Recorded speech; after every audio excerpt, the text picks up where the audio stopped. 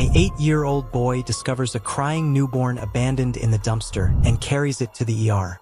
When doctors examine the baby, the marks they find on its body leave everyone horrified. The first snowfall of December had transformed Portland into a postcard scene. Rooftops dusted white, holiday lights reflecting off fresh powder. But at 8 years old, Theo Foster knew winter in Maine had a second face. One that bit through worn gloves and found every gap in your coat. This evening was showing that harsher side as he trudged behind Good Value Market, his recycling bag swinging at his side. "Grandpa says waste not, want not," Theo muttered to himself, repeating his grandfather's favorite saying as he scanned the ground for discarded aluminum cans. The school's recycling drive had been Theo's project from the start. Mrs. Winslow had announced it as a class competition, but while other kids quickly lost interest, Theo had persisted. Not because he particularly cared about winning, though the promised pizza party held some appeal, but because it gave his day's structure, a mission beyond the endless waiting for his father's next video call from somewhere in the Middle East. Harold Foster had been waiting for retirement, for the golden years with his wife that never came, and then, after his daughter-in-law's sudden death, waiting for his son to return from military deployment. Now, at 72, he found himself guardian to a solemn 8-year-old with eyes too knowing for his age. Theo's father was a military doctor, currently stationed at a field hospital somewhere classified, as he'd say with a forced smile during their monthly video chats. The arrangement was supposed to be temporary, but temporary had stretched to 2 years now. Tonight, Harold had taken his evening heart medication, which reliably put him to sleep for at least 2 hours. He'd been reluctant to let Theo go out alone, but the boy had insisted. "It's just down the block, Grandpa, and I'll be back before your show even ends. Besides, Mrs. Peterson is right next door if anything happens." Harold had relented, partly because Theo rarely asked for anything, and partly because the boy had already shouldered too much responsibility for someone so young. It seemed cruel to deny him this small independence. Theo had promised to stay on their block, but the slim pickings had lured him farther. The back of Good Value Market, 2 blocks from home, was usually a goldmine of recyclables. The evening stock boy, Jason, often set aside cans for him, impressed by the little boy's dedication. But Jason wasn't working tonight, and the area behind the store was deserted and darker than Theo had anticipated. The security light above the back door had burned out, leaving only the distant street lamp to cast long shadows across the loading area. The dumpster loomed against the wall, its green bulk almost black in the dim light. A bitter wind cut through Theo's jacket, reminding him that he'd been out longer than promised. He was about to turn back when he heard it, a sound so faint he might have imagined it. He paused, head tilted. There it was again, a mewling cry, like a kitten, coming from the direction of the dumpster.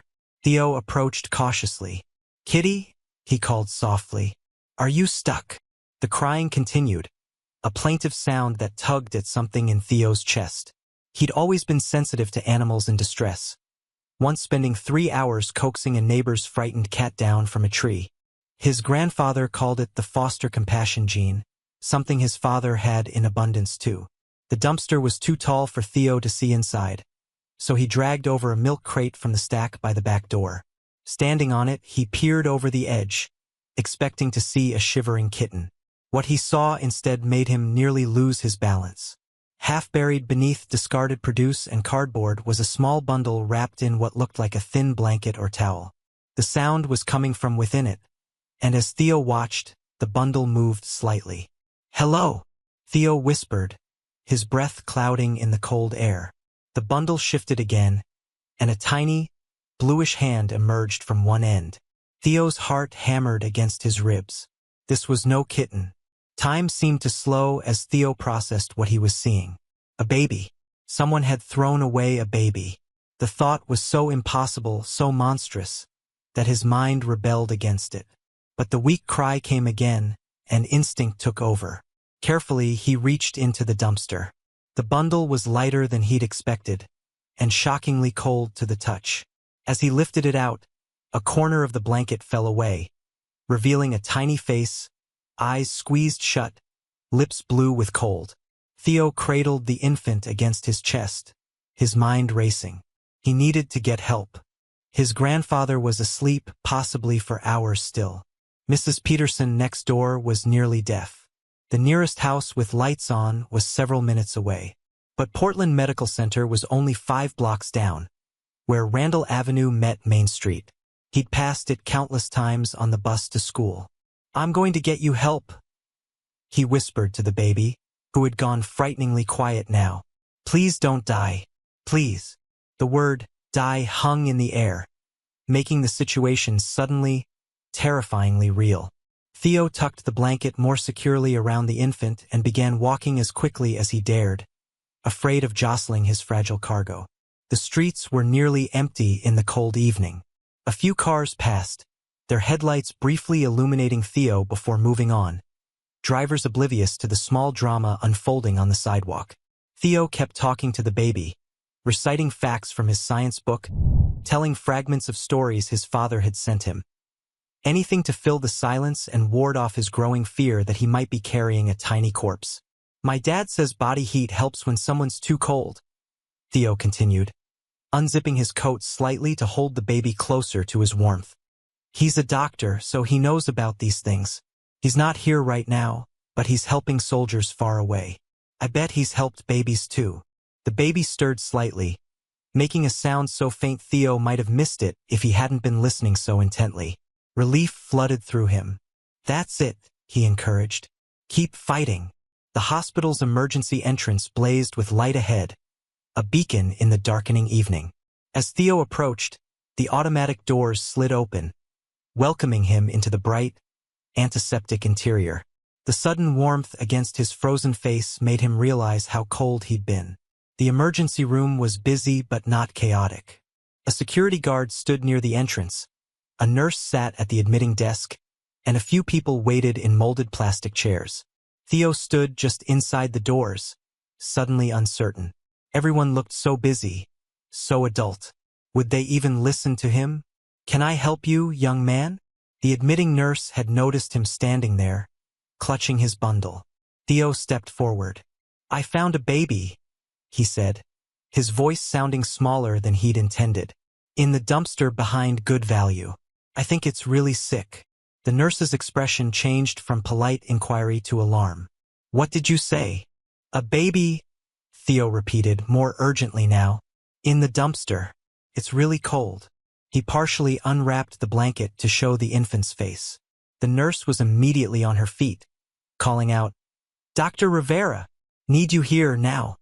She rushed around the desk as a woman in a white coat hurried over from where she'd been speaking with another patient. Dr. Nora Rivera had been heading home when the call came for just one more consult. 12 hours into what should have been an 8-hour shift, she'd been counting the minutes until she could leave. But the moment she saw what Theo was holding, all thoughts of home vanished. "Oh my God," she breathed, gently taking the bundle from Theo's arms. The baby was alarmingly cold, with bluish extremities and barely perceptible breathing. "Get a warming unit in Trauma 2, now. Call NICU and tell them we need a team down here stat." The emergency room erupted into focused activity. The baby was whisked away, surrounded by medical personnel speaking in rapid, technical bursts. Theo stood forgotten for a moment, his arms suddenly empty, the warmth of the hospital making him realize he was shivering violently. "Hey there." A tall security guard with kind eyes crouched down to Theo's level. "That was a really brave thing you did. How about we find someplace for you to sit down, and maybe get you some hot chocolate? Then we need to call your parents. Okay?" Theo nodded numbly, his eyes still fixed on the doorway where the baby had disappeared. "Is it going to die?" he asked bluntly. The guard hesitated. "The doctors here are very good at their jobs," he said carefully. "Now, what's your name?" "Theo. Theo Foster. I'm Officer Reyes. Come with me, Theo. We'll get you warmed up, and you can tell me exactly what happened." Officer Reyes led him to a small room off the main waiting area, a place normally reserved for families receiving difficult news. It had comfortable chairs, a box of tissues, and a small table where a hospital volunteer soon placed a steaming cup of hot chocolate. As Theo wrapped his hands around the warm mug, The events of the evening caught up with him. His hands began to tremble, sloshing hot liquid over the rim. "Easy now," Officer Reyes said, steadying the mug. "You're safe. Everything's okay." But Theo knew better. The image of the tiny blue hand emerging from the blanket was seared into his memory. Nothing felt okay at all. "My grandpa," Theo said suddenly. "He's home alone. He takes medicine that makes him sleep. He doesn't know where I am." "We'll call him right away," Officer Reyes assured him. "What's his number?" Theo recited his home phone number, a skill his father had drilled into him from an early age. As Officer Reyes stepped out to make the call, a woman in plain clothes entered, her badge clipped to her belt. "Hello, Theo. I'm Detective Powell," she said, her voice gentle but direct. "I understand you found a baby tonight. I need you to tell me everything that happened, from the beginning." Theo took a deep breath and started talking, his account precise and methodical in a way that surprised the detective. Many adults, shocked by traumatic events, gave scattered, emotional testimonies. This small boy, however, related his discovery with remarkable clarity, from his reason for being behind the store to his decision-making process about where to take the infant. "And you didn't see anyone else near the dumpster?" Detective Powell asked when he finished. Theo shook his head. "No, ma'am. It was really quiet back there." "What made you look in the dumpster in the first place?" "I heard crying. I thought it was a kitten." Detective Powell made a note. "And you carried the baby all the way here by yourself? You didn't think to ask an adult for help?" Theo's expression clouded. "My grandpa was asleep. There wasn't anybody else around, and I thought the baby might die if I waited too long." Something in the detective's face softened. "You made a good decision, Theo. A very good decision." Officer Reyes returned, looking concerned. "No answer at the home number," he reported. "I let it ring quite a while." Fear spiked through Theo. "Grandpa takes his pill at 7. It makes him sleep really hard. Sometimes he doesn't hear the phone." "Is there a neighbor we could call?" Detective Powell asked. "Mrs. Peterson next door, but she's really old and doesn't hear well either," Theo said. "Maybe we could call Ms. Wilson? She lives across the street and sometimes watches me after school." As they sorted out how to reach an adult who could check on Harold, Dr. Rivera appeared in the doorway. Her expression was controlled, professional, but Theo immediately sensed the tension behind it. "How is the baby?" he asked before anyone else could speak. Dr. Rivera came in and sat down across from him. "She's alive thanks to you," she said. "She's very small, probably born within the last 24 hours, and she was suffering from hypothermia and dehydration. But we've got her warming up and on fluids now." "She?" Theo repeated. "It's a girl." "Yes, a baby girl," Dr. Rivera confirmed. "She's being transferred to our neonatal intensive care unit, where they can monitor her closely." Detective Powell leaned forward slightly. "Doctor, was there anything else? Any injuries or marks that might be relevant to my investigation?" Dr. Rivera hesitated, glancing at Theo. "Perhaps we should discuss that separately." "No," Theo said firmly. "Please tell me. I found her. I need to know."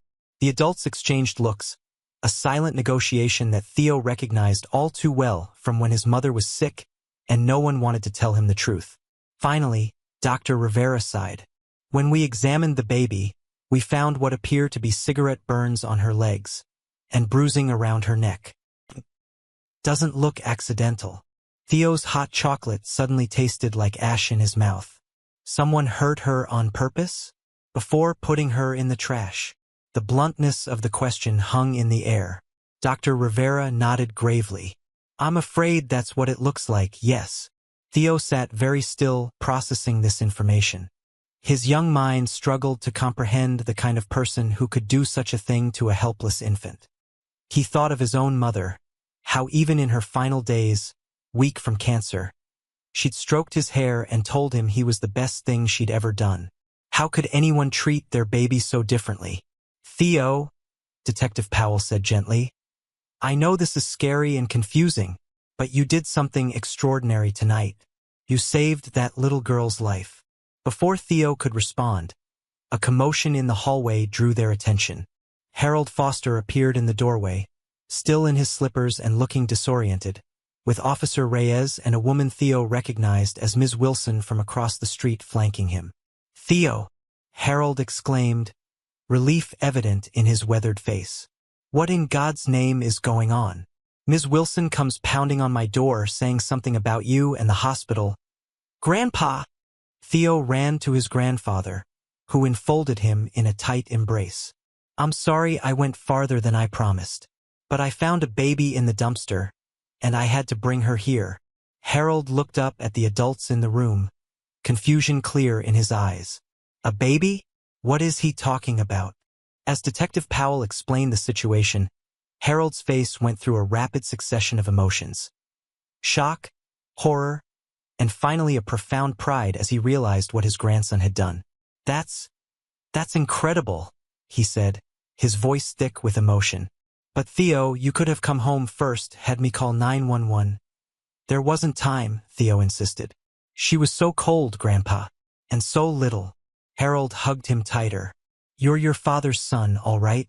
Heart bigger than your head sometimes." Despite his words, there was no mistaking the pride in his voice. Detective Powell approached, her manner gentle but official. "Mr. Foster, I'd like to ask Theo a few more questions if that's all right. And we'll need a formal statement from both of you." Harold straightened up, his arms still around Theo's shoulders. "Of course, whatever you need." As the adults continued talking, setting up times for further interviews and explaining the legal process that would follow, Theo's thoughts returned to the baby, to her tiny blue fingers and the marks on her body.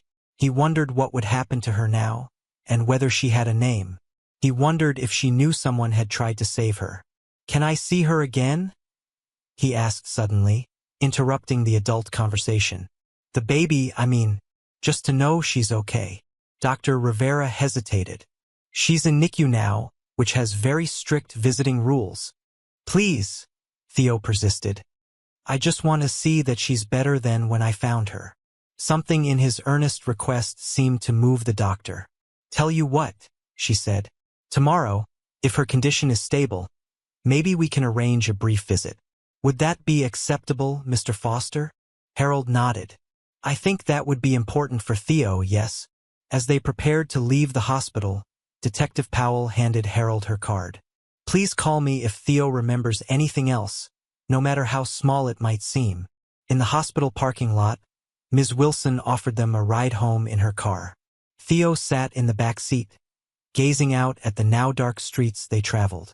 The same route he'd walked with his precious cargo felt different now, both familiar and somehow altered, as if the world had shifted slightly on its axis. At home, Harold insisted on making Theo hot soup despite the late hour, watching worriedly as the boy ate mechanically, his mind clearly elsewhere. "You know," Harold said as he sat across from his grandson, "what you did tonight. It was remarkable, Theo. Not many grown men would have done what you did." Theo stirred his soup. "I just did what anyone would do." "No," Harold said firmly. "Not anyone. Not even close to anyone." He reached across and squeezed Theo's hand. "Your father is going to be so proud when I tell him." The mention of his father brought a small smile to Theo's face. "Do you think he'll get to come home soon?" "I don't know, buddy, but I'm going to email him tonight about what happened. This might be important enough for them to grant him some leave." As Theo finally climbed into bed, exhausted from the evening's events, he found himself thinking of the baby girl in the hospital. Did she have a special blanket like his own worn blue one? Was someone sitting with her so she wouldn't be scared? "Grandpa?" he called as Harold was about to close his bedroom door. "Yes, Theo?" "The baby. Did they say what her name is?" Harold shook his head. "I don't think she has one yet, buddy." Theo frowned. "Everyone should have a name. The hospital will give her one, I'm sure. Or her new family will, when the time comes." As the door closed and darkness settled over his room, Theo burrowed under his covers. Outside, snow had begun to fall again, adding fresh powder to the day's accumulation. Somewhere across town, in a brightly lit hospital room, A tiny girl was fighting for life because he'd heard her cry. "Good night, little no-name," he whispered into the darkness. "I'm glad I found you." The harsh fluorescent lights of Portland Medical Center's pediatric wing cast everything in a clinical blue-white glow. Theo sat rigidly on a vinyl chair outside the neonatal intensive care unit, his sneakers barely touching the floor. Beside him, his grandfather Harold dozed fitfully, his breathing occasionally catching in a light snore before resuming its normal rhythm. It was just past 10 in the morning, nearly 14 hours since Theo had carried a half-frozen newborn through the emergency room doors. Despite Harold's gentle suggestion that they could visit another day, Theo had been adamant. "I need to see that she's okay," he'd insisted over breakfast, pushing his cereal around the bowl. "What if she thinks everyone abandoned her again?" Harold hadn't the heart to argue. The boy had slept poorly, waking twice from nightmares he refused to discuss. Perhaps seeing the baby recovering would help put his mind at ease. Dr. Rivera had called early that morning, true to her word. The baby girl was stable but still in serious condition. If they wanted to visit, she could arrange a brief viewing through the NICU window. Now they waited while Dr. Rivera finished her rounds. Theo's legs swung nervously under the chair. "What's taking so long?" he whispered, not wanting to wake his grandfather. "Hospital time moves differently," came the unexpected reply from Harold, who opened one eye. "Your grandmother used to say that, when your dad was little, he fell out of a tree and broke his arm. 3 hours in the ER felt like 3 days. Theo absorbed this information silently. His father rarely spoke of his childhood, and Harold mentioned Theo's grandmother even less frequently. The past seemed to be a place adults visited reluctantly, like a grave site, necessary but painful. The elevator doors at the end of the hall opened, and Detective Powell stepped out. She spotted them immediately and walked over, her sensible shoes making little sound on the polished floor. "Mr. Foster, Theo," she greeted them, her voice professional but kind. "Dr. Rivera mentioned you'd be here this morning." Harold straightened in his chair. "Has there been any progress in finding who did this?" Detective Powell glanced at Theo, clearly measuring how much to say in front of the boy. "We're following several leads. The security cameras behind Good Value weren't operational. Unfortunately, budget cuts meant they disconnected them last month. But we're canvassing the area businesses and residents." "What about the baby's mother?" Theo asked bluntly. "Did you find her yet?" The detective's expression softened slightly. "Not yet, Theo, but we will." "When you do, will she go to jail?" The question hung in the air, uncomfortable in its directness. Detective Powell chose her words carefully. "That depends on many factors. Sometimes people do terrible things because they're in terrible situations themselves. Part of my job is understanding why this happened." Theo frowned, clearly finding this answer unsatisfying. Before he could press further, Dr. Rivera appeared in the hallway, still writing notes on a tablet as she walked. "Ah, you're all here," she said, looking up. "Good morning." Her scrubs were a cheerful pattern of cartoon frogs, at odds with her tired eyes. "The baby had a stable night. Her body temperature is normal now, and she's accepting nutrition through a feeding tube." "Is she crying?" Theo asked. Dr. Rivera smiled. "Yes, which is actually a good sign. She has healthy lungs and a strong will to make her needs known." "Can we see her?" Harold asked, placing a steady hand on Theo's shoulder. "For a few minutes," Dr. Rivera agreed. "You'll need to look through the window. The NICU is a sterile environment, and we're being especially cautious given her compromised start." She led them through double doors and down a short corridor to a large window. Beyond it lay the NICU, a room filled with incubators, monitoring equipment, and staff in pale blue scrubs moving efficiently between stations. "There," Dr. Rivera pointed to an incubator near the window. "That's our little Jane Doe." Theo pressed his hands against the glass, leaning forward to see better. The baby looked impossibly small, dwarfed by the medical equipment surrounding her. Unlike the blue-tinged infant he'd found, her skin now had a healthier pink hue. Wires and tubes connected her to various monitors and I.V bags. A nurse in a mask and gloves was carefully adjusting something near the incubator.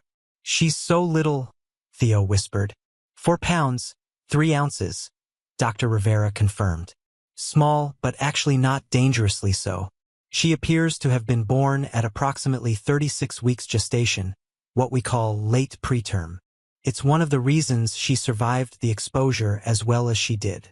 Harold cleared his throat. "And the injuries? How are those?" Dr. Rivera's expression grew more somber. "The burns are superficial, 1st degree, like a bad sunburn. They'll heal without scarring. The bruising around her neck is more concerning, but there's no damage to her trachea." "Was someone trying to strangle her?" Theo asked, his voice steady despite the horror of the question. The adults exchanged glances, that familiar silent communication that Theo had come to recognize as grown-ups deciding how honest to be. "It's possible," Dr. Rivera finally admitted. "But Detective Powell and her team will determine exactly what happened." "Does she have a name yet?" Theo asked, changing the subject abruptly. "You called her Jane Doe, but that's not a real name." Dr. Rivera smiled slightly. "It's a placeholder we use when we don't know someone's identity. The hospital social worker will assign her a temporary name until her situation is resolved." "She looks like a phoenix," Theo said decisively. "A phoenix," Harold repeated. "From my mythology book. The bird that rises from the ashes." Theo kept his eyes on the tiny infant. "She almost died, but she didn't. She fought back." Dr. Rivera's expression softened. "Phoenix. That's actually quite beautiful." "I'll make a note of it," Detective Powell said, "when we speak with the social worker." Inside the NICU, the nurse who had been attending to the baby looked up and noticed them at the window. She said something to the infant, then gave a small wave in their direction. "That's Nurse Abernathy," Dr. Rivera explained. "She's one of our most experienced NICU nurses. Your little phoenix is in excellent hands." "When will she be well enough to leave the hospital?" Harold asked. "That depends on several factors.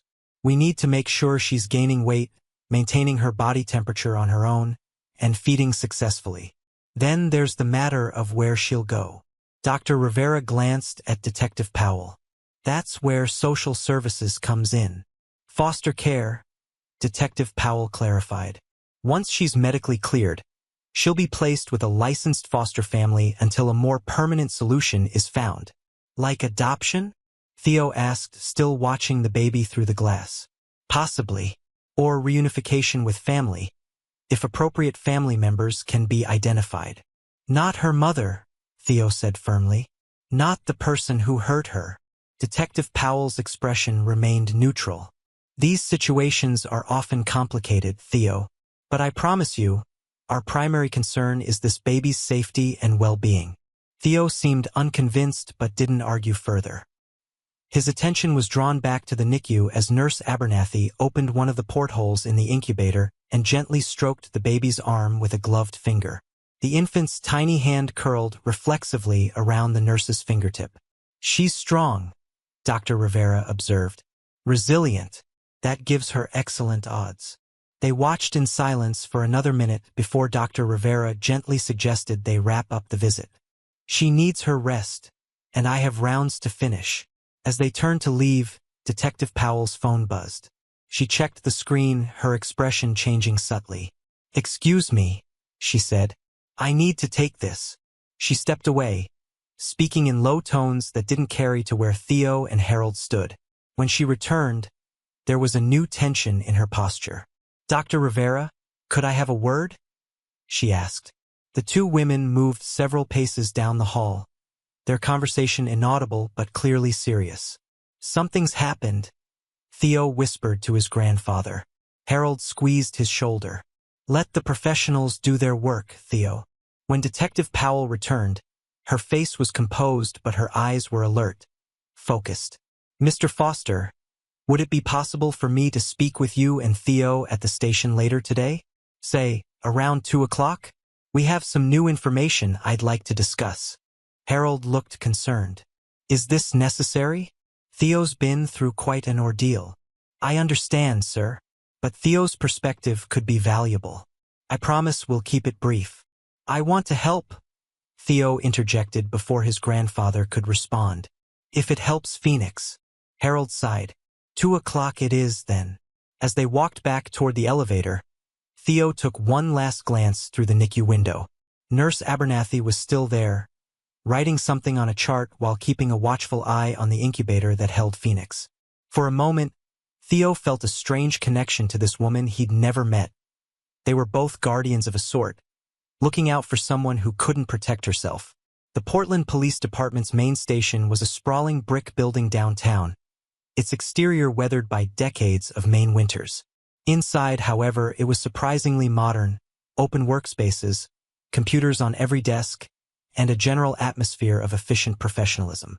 Detective Powell met them in the lobby, escorting them past the front desk to a room she called the family room, a space designed to be less intimidating than a formal interview room, with comfortable furniture and soft lighting. "Can I get either of you something to drink?" she offered. "Water? Coffee? Hot chocolate for Theo, perhaps?" "No, thank you," Harold answered for both of them. "Detective, what is this about? You mentioned new information." Detective Powell nodded, taking a seat across from them. "Yes, we've been reviewing security footage from businesses in the area surrounding Good Value Market. A camera at the gas station 2 blocks away captured footage of a young woman walking in that direction around 5:30 p.m. yesterday, shortly before Theo found the baby. She placed a tablet on the coffee table between them, cued to a still image from a security video. The picture was grainy but showed a teenage girl walking with her head down, a backpack slung over one shoulder. She wore a hooded jacket, but her face was partially visible, young, pale, with dark circles under her eyes. "Do either of you recognize this person?" Detective Powell asked. Harold shook his head immediately, but Theo leaned forward, studying the image with intense concentration. "Maybe," he said after a long moment. I think I've seen her at Good Value before. She bags groceries sometimes." Detective Powell's expression sharpened with interest. "Are you certain?" "Not totally," Theo admitted. "Her hair is different in this picture. But there's a girl who works there part-time. She's pretty quiet. I don't know her name." "Would Jason know?" Harold asked. "That stock boy who saves cans for you?" Theo nodded. "Probably. He knows everyone who works there." Detective Powell made a note on her pad. "Jason's last name, if you have it?" "Martinez, I think," Theo replied. "He goes to Portland High." "That's very helpful, Theo," Detective Powell said. "We've been trying to identify this young woman. If she works at Good Value, that gives us a solid lead." "Is she the mother?" Harold asked directly. Detective Powell's expression gave nothing away. "We don't know that yet, but she's a person of interest in our investigation." She showed them several more images from the security footage, asking if Theo recognized any other details. The backpack, the jacket, even the girl's walking pattern. Theo answered as best he could, though many of the questions seemed strange to him. Why would it matter which side she carried her backpack on? After about 20 minutes, Detective Powell set the tablet aside. "There's one more thing I'd like to discuss," she said, her tone shifting slightly. The medical examination of the baby revealed something concerning. There were traces of a sedative in her system, not at dangerous levels, but present. Harold frowned. "Someone drugged a newborn? Why?" "To keep her quiet, most likely," Detective Powell replied grimly. "To prevent her from crying and being discovered." Theo's hands curled into fists on his lap. "So they didn't want anyone to find her. They wanted her to—" He couldn't finish the sentence. "We don't know for certain what the intent was," Detective Powell said carefully. "But yes, it suggests the abandonment was deliberate and planned." The weight of this information settled heavily in the room. Theo stared at his sneakers, trying to process the idea that someone had not only hurt Phoenix and left her in the trash, but had also drugged her to ensure she wouldn't be found. "But I did find her," he said finally, looking up with unexpected fierceness. "Their plan didn't work." A ghost of a smile touched Detective Powell's face. "No, it didn't. Thanks to you." After a few more questions, The detective thanked them for their time and escorted them back to the lobby. As they were preparing to leave, she touched Harold's arm lightly. "Mr. Foster, could I speak with you privately for a moment?" Harold glanced at Theo. "Wait right here by the front desk, okay? I'll be just a minute." As Harold stepped aside with the detective, Theo pretended to be interested in a bulletin board covered with community notices and wanted posters. But he positioned himself just close enough to overhear snippets of their conversation. Concerned about potential risk, Detective Powell was saying. "What kind of risk?" Harold's voice sounded alarmed. "Probably nothing, but if the mother is local, and she realizes Theo can identify her. Are you saying my grandson could be in danger?" Harold's voice rose slightly. "Just a precaution, officer doing extra patrols in your neighborhood."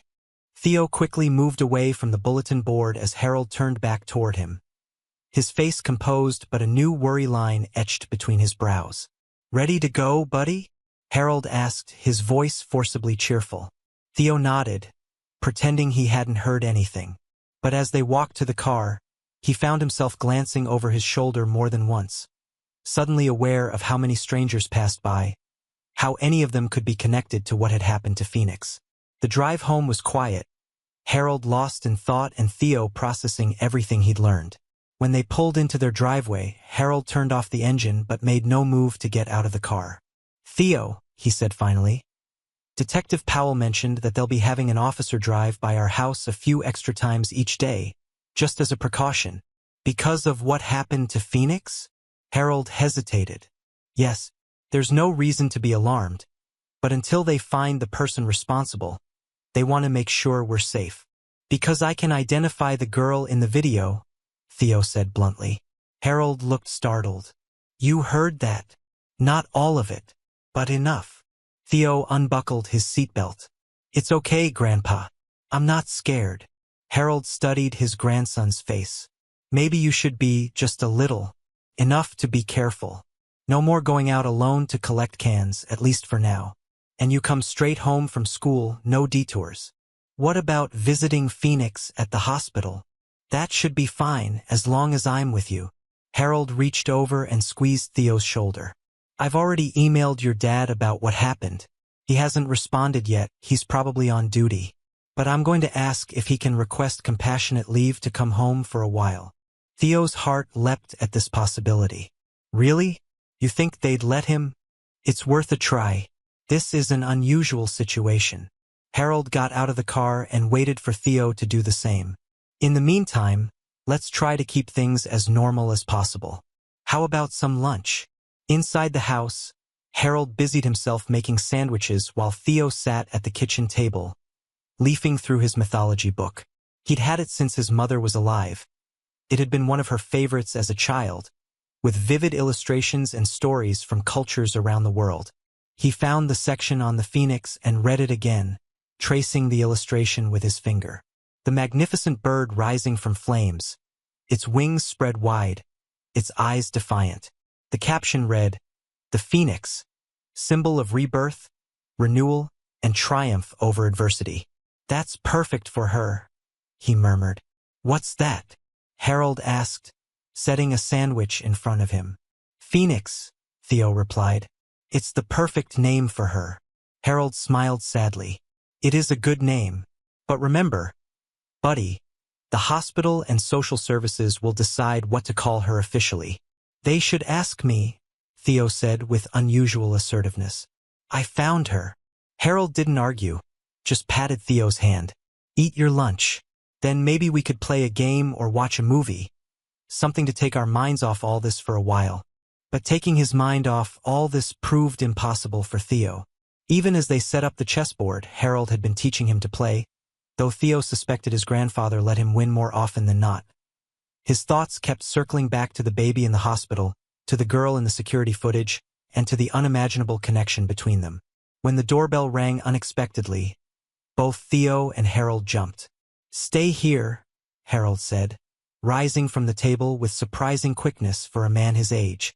Theo watched as his grandfather approached the front door cautiously, peering through the peephole before visibly relaxing and opening the door. "Ms. Wilson," Harold greeted their neighbor. Is everything all right? I just wanted to check on you too, Ms. Wilson said, stepping inside.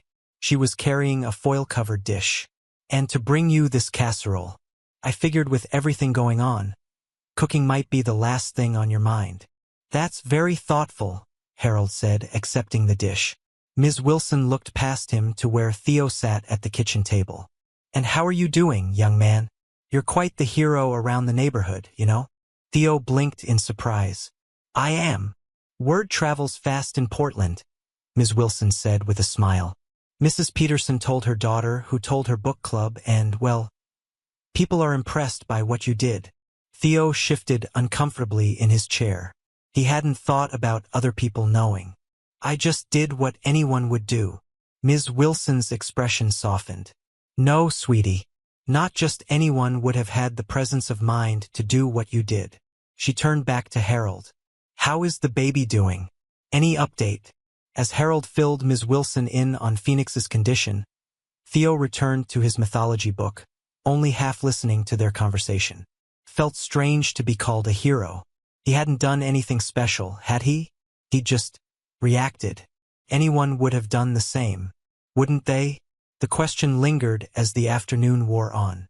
After Ms. Wilson left, Harold suggested they watch a movie. Theo agreed, though his attention kept drifting from the screen. By the time dinner rolled around, he was quieter than usual, picking at the reheated casserole without much appetite. Penny for your thoughts, Harold said gently. Theo looked up. Ms. Wilson called me a hero. You are, Harold affirmed. But I don't feel like one, Theo confessed. I was scared the whole time, and I didn't do anything special. Harold set down his fork. Being brave doesn't mean you're not scared, Theo. It means you do the right thing even though you are scared. He reached across the table and took Theo's hand. And trust me, what you did was special. Not everyone would have noticed that cry. Not everyone would have investigated. Not everyone would have known what to do. Theo considered this. I just thought about what Dad would do. He's the real hero. Your father would be the first to tell you that you're the hero in this story, Harold replied with absolute certainty. Speaking of which, I checked my email while you were getting ready for dinner. Your dad responded. Theo perked up immediately. What did he say? He's incredibly proud of you, first of all, and he's going to request compassionate leave. He can't promise anything, but he's going to try. For the first time since finding Phoenix, Theo felt a genuine smile spread across his face. Really? He might come home. He's going to do his best, Harold said, clearly trying to manage expectations. Military deployments are complicated, especially for medical personnel. But he's going to make the request. The possibility of seeing his father in person rather than on a glitchy video call was enough to improve Theo's mood considerably. He ate more of his dinner and even helped with the dishes afterward without being asked. As bedtime approached, Theo went through his usual routine. Brush teeth, wash face, put on pajamas. But when Harold came to say goodnight, Theo had an unusual request. Grandpa, can we call the hospital? Just to check on Phoenix. Harold hesitated. It's pretty late, buddy. Please? I just want to know she's okay.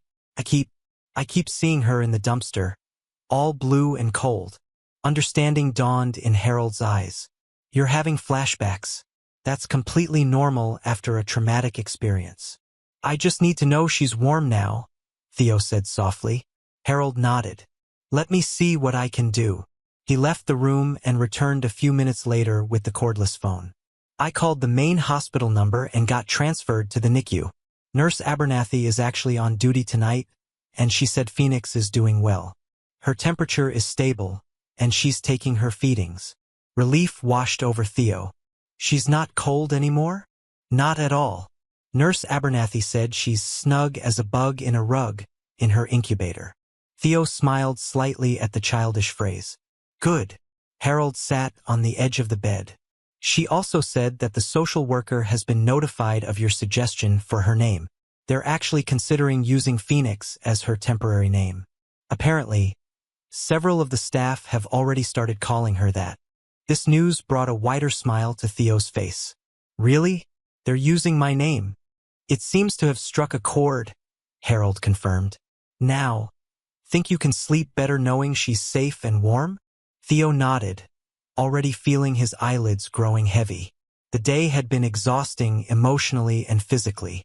As Harold turned out the light and closed the door partway, Theo pulled his blanket up to his chin. "Good night, Phoenix," he whispered into the darkness. "Stay strong." The Good Value Market was busier than usual the next morning. Saturday always brought in more customers, but there seemed to be an extra buzz in the air, a current of excitement running through the normally mundane grocery store. "There he is," someone whispered as Theo walked in with his grandfather. "That's the boy who saved the baby." Harold had been reluctant to go out at all, preferring to stay home where it was safe, but they needed groceries, and Theo had argued that they couldn't hide forever. Besides, he was curious whether Jason would be working, whether he could confirm the identity of the girl in the security footage. "Let's make this quick," Harold murmured, grabbing a basket instead of a cart. "Just the essentials today." They moved efficiently through the store, Harold consulting his short list while Theo trailed alongside him. Several people smiled at them, more than usual, and one elderly woman actually stopped Harold to say, "You raised a fine young man there." By the time they reached the checkout, Theo was uncomfortable with all the attention. People were looking at him like he was something special, something different. But inside, he still felt like the same Theo he'd always been. "Hello there," the cashier greeted them warmly. "Finding everything okay today?" "Yes, thank you," Harold replied, placing their items on the conveyor belt. The cashier, her name tag read Dorothy, began scanning their groceries. "You're Theo, aren't you?" she asked, her eyes bright with interest. "The boy who found that poor baby?" Theo nodded uncomfortably. "Such a brave thing you did," Dorothy continued. "Everyone's been talking about it. Just terrible what happened to that little one. Have they found who did it yet?" "The police are investigating," Harold answered diplomatically, placing a protective hand on Theo's shoulder. As Dorothy bagged their groceries, Theo scanned the store, looking for Jason or the girl from the security footage. Neither seemed to be working today. "Do you know if Jason Martinez is working today?" he asked Dorothy. The cashier looked surprised by the question. "Jason? No, he's not scheduled until this afternoon." "Why do you ask?" "Just wondering," Theo replied vaguely. Harold quickly paid for their groceries and guided Theo toward the exit. "Remember what Detective Powell said," he murmured close to Theo's ear. "We're not supposed to be asking questions or involving ourselves in the investigation." "I know," Theo conceded. "I was just curious." As they approached the automatic doors, a stocky man in a store manager's uniform intercepted them. "Excuse me," he said. "You're Theo Foster, aren't you? The boy who found the baby behind our store?" Harold tensed beside him. "Yes, he is, and we're in a bit of a hurry." The manager nodded understanding but pressed on. "I just wanted to express how horrified we were to learn what happened on our property. We've been fully cooperating with the police investigation, of course. And we wanted to give Theo something, just a small token of appreciation for his quick thinking." He held out a gift card. "It's not much, just $50 to spend in our store. But we wanted to do something to acknowledge what you did." Before Harold could respond, Theo spoke up. "No, thank you," he said firmly. The manager blinked in surprise. "I'm sorry. I don't want a reward," Theo explained. "I didn't do it for money or attention. I just did what anyone would do." An uncomfortable silence followed, broken when Harold cleared his throat. "That's very generous of you," he said to the manager. But as Theo said, he doesn't feel comfortable accepting a reward. "However, if you'd like to make a donation to the children's hospital in the baby's name, I'm sure that would be appreciated." The manager nodded, looking slightly relieved to have a resolution. "Of course, that's a wonderful suggestion. We'll do that instead." As they finally exited the store and walked to their car, Harold gave Theo's shoulder a squeeze. "That was a mature decision, Theo. I'm proud of you." Theo shrugged. "It didn't feel right. Phoenix is the one who needs things, not me." Harold smiled sadly. "You're right about that." They were loading the groceries into the trunk when Theo noticed a girl approaching the store from the far end of the parking lot. She wore a hooded jacket and carried a backpack slung over one shoulder. Something about her walk, about the way she kept her head down, sparked recognition. "Grandpa," Theo whispered urgently. "That's her. The girl from the video." Harold looked up sharply, following Theo's gaze. "Are you sure?" Theo nodded, watching as the girl entered the store through the automatic doors. "Pretty sure. Should we tell Detective Powell?" Harold was already pulling out his phone. "Yes, but we're not going to confront her ourselves. Get in the car, Theo. Now." As Harold made the call, Theo buckled his seatbelt and watched the store entrance. He wondered what the girl was thinking, whether she knew people were looking for her, whether she ever thought about the baby she'd left in the cold. "Detective Powell is sending an officer right away," Harold reported, putting the phone away. "She asked us not to leave yet. They may need you to make a positive ID. But we're to stay in the car, understand?" Theo nodded, eyes still fixed on the store entrance. "Do you think she knows? That Phoenix survived?" "I don't know," Harold answered truthfully. "Maybe. The story has been on the local news." They sat in tense silence for about 10 minutes before a police cruiser pulled into the parking lot, followed shortly by Detective Powell's unmarked car. The officers entered the store while Detective Powell approached their vehicle. "Mr. Foster, Theo," she greeted them, bending slightly to speak through the driver's side window. "You believe you've spotted our person of interest?" Theo did, Harold confirmed. "A girl matching the description from the security footage just entered the store. He thinks she's an employee." Detective Powell nodded. "We're checking now. I'd like Theo to confirm the identification, but I don't want to do it in a way that might alert her. Can Theo come with me to the manager's office? There's a security feed of the store floor we can look at." Harold looked uncertain. "Is that necessary?" "It would be extremely helpful," Detective Powell replied. "We need to be certain before we approach her." After a moment's hesitation, Harold agreed. "All right, but I'm coming too." Inside the store, they were led discreetly to a small office in the back, where the store manager waited with several security monitors displaying different areas of the store. Detective Powell quickly explained what they needed. "Show me all employees currently on the floor," she requested. The manager clicked through several camera views until they had a clear image of a young woman stocking shelves in the canned goods aisle. She wore the same hooded jacket Theo had seen outside, though the hood was down now, revealing dark hair pulled back in a messy ponytail. "Is that her?" Detective Powell asked Theo. Theo studied the grainy image carefully. "I think so. Can you see her face better?" The manager adjusted the camera angle, zooming in slightly as the girl turned to reach for another can. Her profile came into clear view. A pale face, dark circles under her eyes, a slight bruise on her cheekbone that hadn't been visible in the security footage from the gas station. "That's her," Theo confirmed with more certainty. "She bags groceries sometimes. I've seen her here before." Detective Powell nodded. "Do you have employee records?" she asked the manager. "Of course." The manager pulled up a file on his computer. "That's Lily Winters. She's been working here part-time for about 6 months. Quiet girl, good worker. Is she in some kind of trouble?" "We just need to speak with her," Detective Powell said neutrally. "Does she know you're watching her on the security cameras right now?" The manager shook his head. "Employees know there are cameras, but they don't know when we're actively monitoring." "Good. I'd like to approach her discreetly." "Mr. Foster, Theo, I'll need you to wait here until we've spoken with Ms. Winters." Harold nodded agreement. "Of course." They watched on the monitor as Detective Powell and one uniformed officer approached Lily in the canned goods aisle. The girl's body language changed immediately. Her shoulders tensed, her posture became defensive. Though there was no audio, it was clear that Detective Powell was speaking to her calmly, showing her badge. After a brief conversation, Lily seemed to deflate, her resistance crumbling. She nodded once, then followed the officers toward the back of the store. "They're bringing her to the employee break room for initial questioning," the manager explained. "More private than doing it on the sales floor."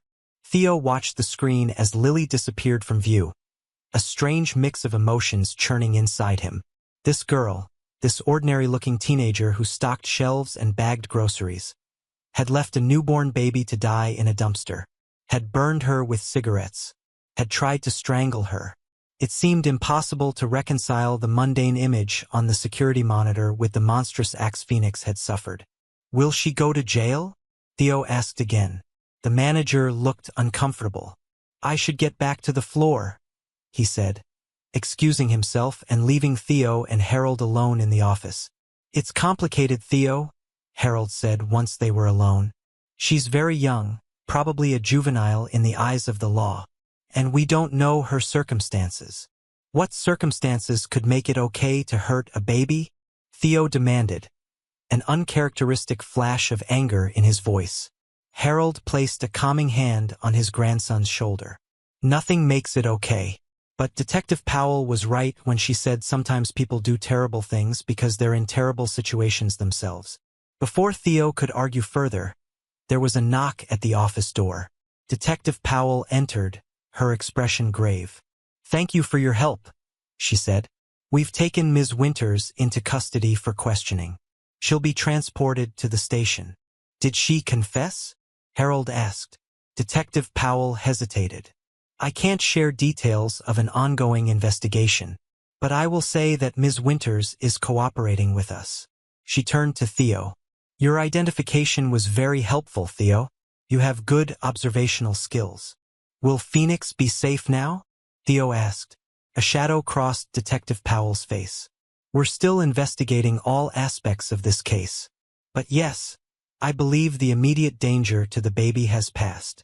Something in her tone made Theo uneasy. "What aren't you telling us?" Detective Powell smiled slightly, though it didn't reach her eyes. "You're perceptive, too. Look, Ms. Winters has shared some concerning information. The situation is more complex than we initially thought. There may be another person involved. Someone who posed a greater threat to both Phoenix and Ms. Winters herself." "Who?" Theo asked immediately.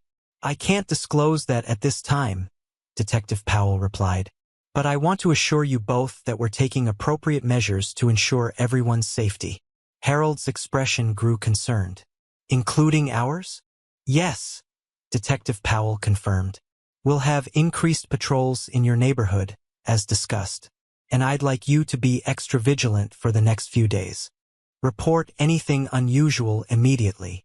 The gravity of the situation settled over them like a heavy blanket.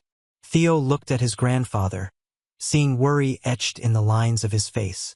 "We should go home," Harold said, standing up. "Thank you, Detective." As they drove home in silence, Theo gazed out the window at the familiar streets of Portland. Everything looked the same as it had before. The same storefronts, the same snow-lined sidewalks, the same winter clouds hanging low in the sky. But nothing felt the same.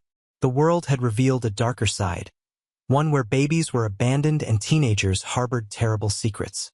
Yet amid that darkness, there was Phoenix, tiny, resilient, fighting for life in her hospital incubator.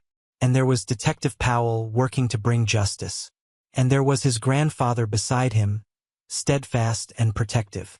"Grandpa," Theo said as they pulled into their driveway. "Yes, buddy? I want to visit Phoenix tomorrow, to read to her. Nurse Abernathy said it might help her to hear voices." Harold smiled, the worry lines around his eyes softening slightly. "I think that's a wonderful idea." As they unloaded groceries and stepped into the safety of their home, Theo felt a strange sense of purpose settling over him. Phoenix had survived against the odds. Now it was his job to make sure she knew she wasn't alone in the world. The investigation would continue. Adults would make decisions about Phoenix's future. But for now, in this moment, Theo knew exactly where he needed to be. Standing beside the incubator of a baby who had no one else, letting her know that someone had heard her cry. 3 days had passed since Lily Winters was taken into custody. 3 days of Detective Powell's careful updates, revealing only the barest minimum of information. 3 days of increased police patrols past the foster home. 3 days of Theo sitting by Phoenix's incubator, reading stories from his mythology book while the NICU machines beeped a steady rhythm around them. On this particular morning, Theo noticed changes in Phoenix immediately. Her color was better, a healthy pink rather than the waxy pallor of those first days. She'd been moved from the critical care section to a standard NICU incubator. Most noticeable of all, some of the tubes and wires had been removed. "She's looking stronger," Nurse Abernathy commented as she checked Phoenix's vital signs. In the days since Theo had started visiting, he'd come to appreciate the nurse's straightforward manner. She never sugar-coated information or spoke to him as if he were too young to understand. "When can she leave the hospital?" Theo asked, watching as Phoenix's tiny fingers curled reflexively around the edge of her blanket. "Soon, I'd imagine," Nurse Abernathy replied. "Her feeding tube came out yesterday, and she's taking a bottle well. The burns are healing nicely." She glanced at Harold, who sat in a chair by the door leafing through a magazine. "The social worker will be making those decisions, of course." Theo nodded, having heard variations of this answer before. Adults were always making decisions about Phoenix, decisions he wasn't privy to despite being the one who'd saved her life. "I brought a new book today," he said, pulling a slim volume from his backpack. "It's about stars and constellations. My mom used to read it to me when I was little." Nurse Abernathy smiled. "That sounds perfect. She seems to respond to your voice, you know. Her heart rate steadies when you're reading." This information pleased Theo enormously. He settled into the chair beside Phoenix's incubator, opening the book to the first page. "Today we're going to learn about the night sky," he began, his voice soft but clear. "Did you know that some of the stars we see are actually entire galaxies? And some of the stars we see aren't even there anymore. Their light is just reaching us now, after traveling for millions of years." He was so absorbed in his reading that he didn't notice the woman observing him from the doorway until she cleared her throat gently. Theo looked up to find a slender woman in a neat pantsuit watching him with an expression of interest. "Don't stop on my account," she said warmly. "I'm Ms. Patel, the social worker assigned to Phoenix's case." Theo closed the book. "Are you the one who gets to decide where she goes when she leaves the hospital?" "That's part of my job, yes?" Ms. Patel confirmed, stepping fully into the room. She nodded a greeting to Harold, who had looked up from his magazine. "I understand you're Theo Foster, Phoenix's rescuer." "I just found her," Theo corrected automatically. "The doctors saved her." Ms. Patel smiled. "From what I hear, you did much more than just find her. You carried her through freezing weather, kept her warm, and got her to the emergency room in time. That's quite remarkable for anyone, let alone someone your age." Theo shifted uncomfortably under the praise. "What's going to happen to her?"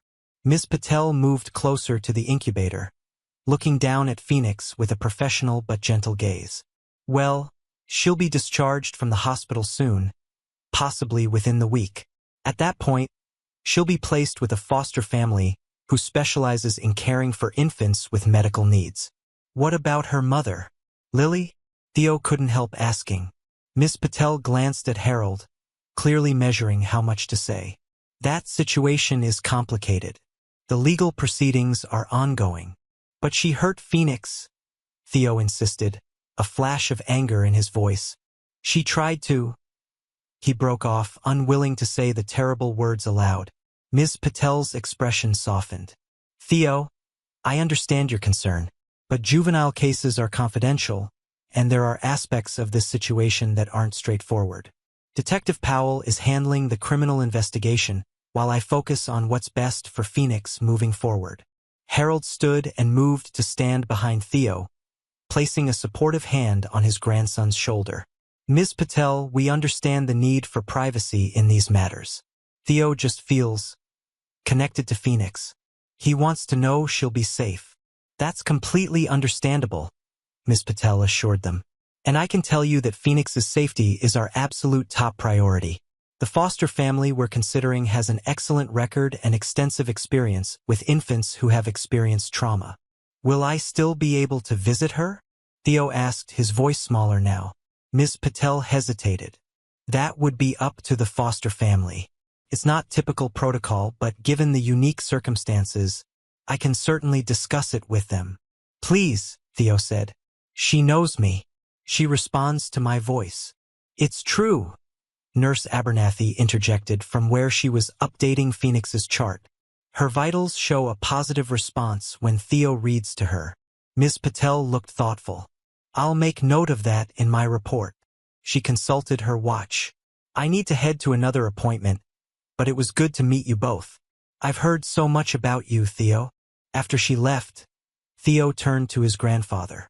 She didn't really tell us anything, did she? Harold sighed. Adults are complicated, Theo. There are rules about what information can be shared, especially when it involves children. Phoenix is a child too, Theo pointed out. Doesn't she deserve to know what's happening? She's a bit young for that, Harold said with a gentle smile. But you're right that everyone deserves clarity and safety. The people handling her case are trying to provide that. Theo returned to his book, but his concentration was broken. He read mechanically for a while longer before closing it. Can we go see Detective Powell? Harold looked surprised. Today? I don't think that's necessary, Theo. She'll contact us if there are any developments. Theo struggled to articulate the restlessness he felt. I need to know what's happening with the investigation. Please, Grandpa. Harold studied his grandson's earnest face before nodding reluctantly. We can try. She might be busy, though. They said goodbye to Phoenix and Nurse Abernathy, promising to return the next day. As they drove to the police station, Theo stared out the window, watching as Portland passed by in a blur of winter-gray buildings and dirty snow. At the station, they were told Detective Powell was out but expected back shortly. They waited in the now-familiar family room, Theo fidgeting impatiently while Harold flipped through a worn magazine from the stack on the table. Mr. Foster, Theo. Detective Powell's voice came from the doorway about 20 minutes later. She looked tired, with dark circles under her eyes suggesting long hours. This is a surprise. I'm sorry to bother you, Harold began, but Theo interrupted. We want to know what's happening with Lily and Phoenix, he said bluntly. No one will tell us anything. Detective Powell's expression shifted subtly, part sympathy, part professional reserve. I understand your frustration. Come have a seat. She closed the door and settled into a chair across from them. I can share some information, but I need you both to understand that much of this investigation remains confidential. We understand, Harold assured her. Detective Powell nodded. Lily Winters is currently in juvenile detention, pending a hearing. She's 17 years old, still a minor in the eyes of the law. What I can tell you is that her home situation was problematic. What does that mean? Theo asked. It means, Detective Powell said carefully, that Lily was living in an abusive environment. Her mother's boyfriend, a man named Victor Reeves, has a history of violent behavior. According to Lily, he was... She paused, glancing at Harold as if seeking permission to continue. Theo has already been exposed to a great deal in this situation, Harold said quietly. I think clarity might be better than leaving him to imagine the worst. Detective Powell nodded. According to Lily, Reeves was the father of the baby. He had been abusing Lily for over a year, and her mother either didn't know or chose not to intervene. Theo's eyes widened as he processed this information. Even at 8, he understood enough about the world to grasp the terrible implication of what the detective was saying. When Lily realized she was pregnant, she hid it from everyone, Detective Powell continued. She was afraid of what Reeves might do. When she went into labor, she delivered the baby alone in her bathroom while her mother was at work and Reeves was out drinking. And then she tried to hurt Phoenix, Theo said, his voice a mixture of anger and confusion. Detective Powell's expression grew even more somber. That's where the story becomes even more disturbing. Lily claims that Reeves came home unexpectedly and found her with the newborn. He became enraged, burned the baby with his cigarette, and attempted to strangle her. Then he ordered Lily to get rid of it immediately.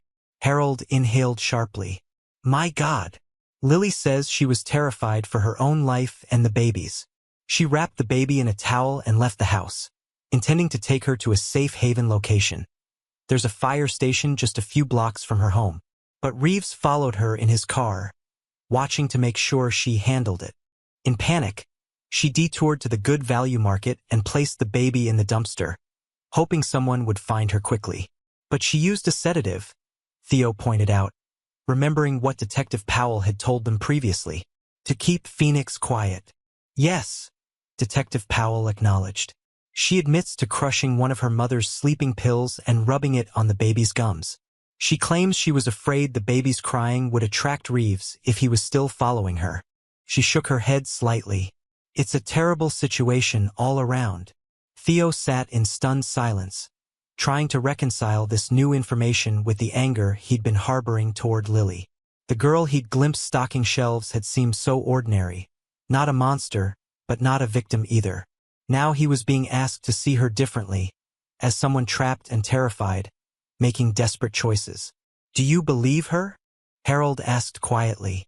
We found evidence supporting her account, Detective Powell replied. Reeves has a violent criminal history, including domestic assault charges that were later dropped. Lily's mother initially denied everything, but has since admitted that Reeves had been interested in her daughter in ways that made her uncomfortable. And the medical examination of the baby showed 2 different sets of fingerprints in the bruising around her neck. Smaller ones consistent with a teenage girl, and larger ones consistent with an adult male. Where is he now? Theo asked, a new fear creeping into his voice. Reeves. That's been our primary concern, Detective Powell admitted. He disappeared after we took Lily into custody. We've had an alert out for him, which is why we increased patrols around your neighborhood. You think he might come after Theo? Harold asked, alarm evident in his voice. It's a precaution, Detective Powell said. Reeves knows the baby survived, and he knows it was found by a child. Local news coverage has been minimal on Theo's identity, but in a community this size, people talk, Harold finished grimly. Detective Powell nodded. However, I do have some good news on that front. Reeves was apprehended this morning attempting to cross into Canada at the Maine New Brunswick border. He's in custody and facing multiple serious charges. Relief washed over Harold's face. So the threat is contained? Yes, Detective Powell confirmed. But we're maintaining the increased patrols for now just to be thorough. Theo had been quiet, processing all this information. What about Lily? He finally asked. Will she go to jail for what she did to Phoenix? Detective Powell considered her words carefully. The district attorney is reviewing the case. Lily's actions were serious, but given her age and circumstances, there are many factors to consider. She may face charges, but likely not as an adult, and with significant mitigating circumstances. But she left Phoenix to die, Theo insisted, still struggling to fully accept Lily's explanation. She made terrible choices under terrible circumstances, Detective Powell acknowledged. The legal system will have to determine the appropriate consequences. But it's worth noting that she's been extremely cooperative, providing evidence against Reeves and expressing genuine remorse about the baby. Harold placed a hand on Theo's shoulder. Justice is complicated sometimes, buddy. It's not always black and white. Theo nodded slowly, though his expression remained troubled. Can I ask one more thing? Of course, Detective Powell replied. Could I meet her? Lily, both adults looked startled by the request. Theo, I'm not sure that's, Harold began. Why would you want to do that? Detective Powell asked, her tone curious rather than dismissive. Theo considered the question seriously. Because I need to understand. And because Phoenix can't ask her own questions yet. Someday she might want to know why. Detective Powell's expression softened. That's a very mature perspective, Theo. But I'm afraid it's not possible right now. Lily is in a secure juvenile facility, and there are strict rules about visitation. Maybe someday, Harold suggested gently, when all of this is further behind us. Theo accepted this answer, though not without disappointment. As they prepared to leave, Detective Powell walked them to the lobby. "There's one more thing you should know," she said quietly. "The medical examiner estimates that Phoenix was in that dumpster for less than 30 minutes before you found her, Theo. If Lily's timeline is accurate, that means you arrived almost immediately after she left. A few minutes later, and the outcome might have been very different." The weight of this near miss settled on Theo's shoulders. All the small choices that had led him to that spot at that precise moment, deciding to collect cans that evening, choosing to check behind Good Value rather than heading straight home, hearing the faint cry that could easily have been lost in the wind, suddenly seemed enormously significant. "It wasn't just coincidence, was it?" he asked his grandfather as they walked to the car. Harold squeezed his shoulder. "I don't believe so, no. Some people might call it fate or divine intervention. Whatever you call it, you were exactly where you needed to be exactly when you needed to be there." The drive home was quiet, both of them processing the revelations of the day. As they turned onto their street, Harold broke the silence. "Your father called while you were reading to Phoenix this morning. I didn't want to interrupt you." Theo perked up immediately. "What did he say? Is he coming home?" "His request for compassionate leave has been approved," Harold confirmed, a smile breaking across his weathered face. "He'll be here in 3 days." The news was like sunshine breaking through clouds. "Really? He's really coming?" "Really," Harold affirmed. "For 2 weeks. It's not as long as he'd hoped, but it's something." For the first time in days, Theo felt a surge of uncomplicated joy. His father was coming home. The man who had been reduced to a pixelated image on video calls for the past 2 years would be physically present, solid and real. But even as he celebrated this news, his thoughts circled back to Phoenix. By the time his father arrived, she might already be placed with her foster family. Would they allow him to visit? Would she remember his voice if too much time passed? That evening, as Harold prepared dinner, the phone rang. Theo, setting the table, heard his grandfather's voice shift from casual greeting to focused attention. "Yes, this is Harold Foster. Yes, he's here. When?" "I see. Yes, we could do that." When Harold hung up, his expression was unreadable. That was Ms. Patel, the social worker. "Is something wrong with Phoenix?" Theo asked immediately, his heart rate accelerating. No, Harold assured him. "Quite the opposite. She's being discharged from the hospital tomorrow.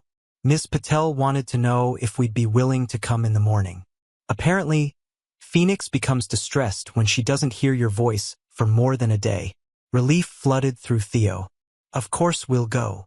"There's more," Harold continued. "The foster placement has been arranged. A couple named the Williamsons will be taking her. They've been foster parents for nearly a decade, specializing in medically fragile infants." "Where do they live?" Theo asked, already calculating how difficult it might be to visit. "South Portland," Harold replied. "Not too far. And here's the interesting part. Miss Patel spoke with them about your unique connection to Phoenix. They've agreed to allow regular visits, at least initially, to help with her transition." Theo set down the plates he'd been holding, a smile spreading across his face. "Really? I can keep seeing her?" "Within reason," Harold cautioned. "They're doing us a favor by breaking protocol. We'll need to be respectful of their schedule and Phoenix's needs." "I will be," Theo promised solemnly. "I just want to make sure she's okay." Harold studied his grandson's earnest face. "You know, Theo, most children your age would have moved on by now.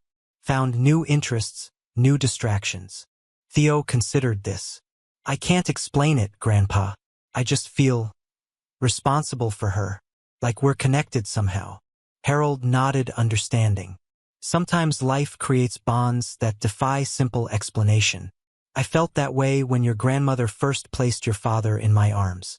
One look, and I knew I'd do anything to protect him." The comparison made Theo uncomfortable for reasons he couldn't articulate. "I'm not trying to be Phoenix's parent or anything," he clarified quickly. "I just want to make sure she's not alone." "I know, buddy," Harold assured him, "and it's a beautiful thing to witness." The next morning, they arrived at the hospital early. The NICU was busier than usual, with several nurses moving efficiently between incubators, checking monitors and adjusting settings. Nurse Abernathy greeted them with a smile. Perfect timing. Phoenix just had her bath and final checkup. Dr. Rivera has officially cleared her for discharge. Theo approached the incubator, immediately noticing changes. Phoenix was dressed in a proper baby outfit, a pale yellow sleeper with tiny ducks printed on it, rather than the hospital-issued garments she'd worn previously. Her color was healthy, her movements more vigorous than they had been. "She looks good," he observed, smiling as Phoenix's tiny hand emerged from her blanket, fingers splaying in a stretch. "She's a fighter," Nurse Abernathy agreed. "Given where she started, her recovery has been remarkable." "Can I?" Theo hesitated. "Could I hold her? Just once, before she goes?" Nurse Abernathy glanced around before lowering her voice. "Technically, only parents or authorized caregivers are supposed to hold NICU babies. But in this case," she looked at Harold. "Would that be all right with you, Mr. Foster?" Harold nodded. "I think it would be important for both of them." "Wash your hands thoroughly," Nurse Abernathy instructed, pointing Theo toward the sink. "Then sit in that rocking chair." Theo did as instructed, his heart pounding with unexpected nervousness. He'd saved this baby's life, had visited her nearly every day, had read countless stories to her, but he'd never actually held her, had never felt her weight in his arms. After he was seated, Nurse Abernathy carefully lifted Phoenix from the incubator, supporting her head and bundled body. "Cradle your arms like this," she demonstrated. "Always support the head. Her neck muscles aren't strong enough yet." And then, with a gentle transfer, Phoenix was in his arms. She was heavier than Theo had expected, a solid, warm presence against his chest. Her eyes, a deep blue-gray that Dr. Rivera said might change color as she grew older, blinked open, regarding him with what seemed like solemn curiosity. "Hi, Phoenix," Theo whispered. "It's me, the boy who's been reading to you." To his amazement, the baby's expression seemed to relax at the sound of his voice. Her tiny fingers flexed, and one hand escaped the blanket, reaching upward. "She recognizes your voice?" Nurse Abernathy said softly, watching them with a smile. Theo held perfectly still, afraid any movement might disturb this perfect moment. Phoenix continued to gaze at him, her eyes eventually drifting closed, her breathing becoming deep and rhythmic. "She feels safe with you," Harold observed from where he stood watching. The simple statement created a warm glow in Theo's chest. Amid all the confusion and darkness of the past week, this moment felt pure and uncomplicated. A small human who had entered the world in violence and fear, now peaceful in the arms of someone who had heard her cry when no one else did. The sound of the door opening broke the spell. Ms. Patel entered, accompanied by a couple Theo didn't recognize. The woman was tall with curly auburn hair and kind eyes.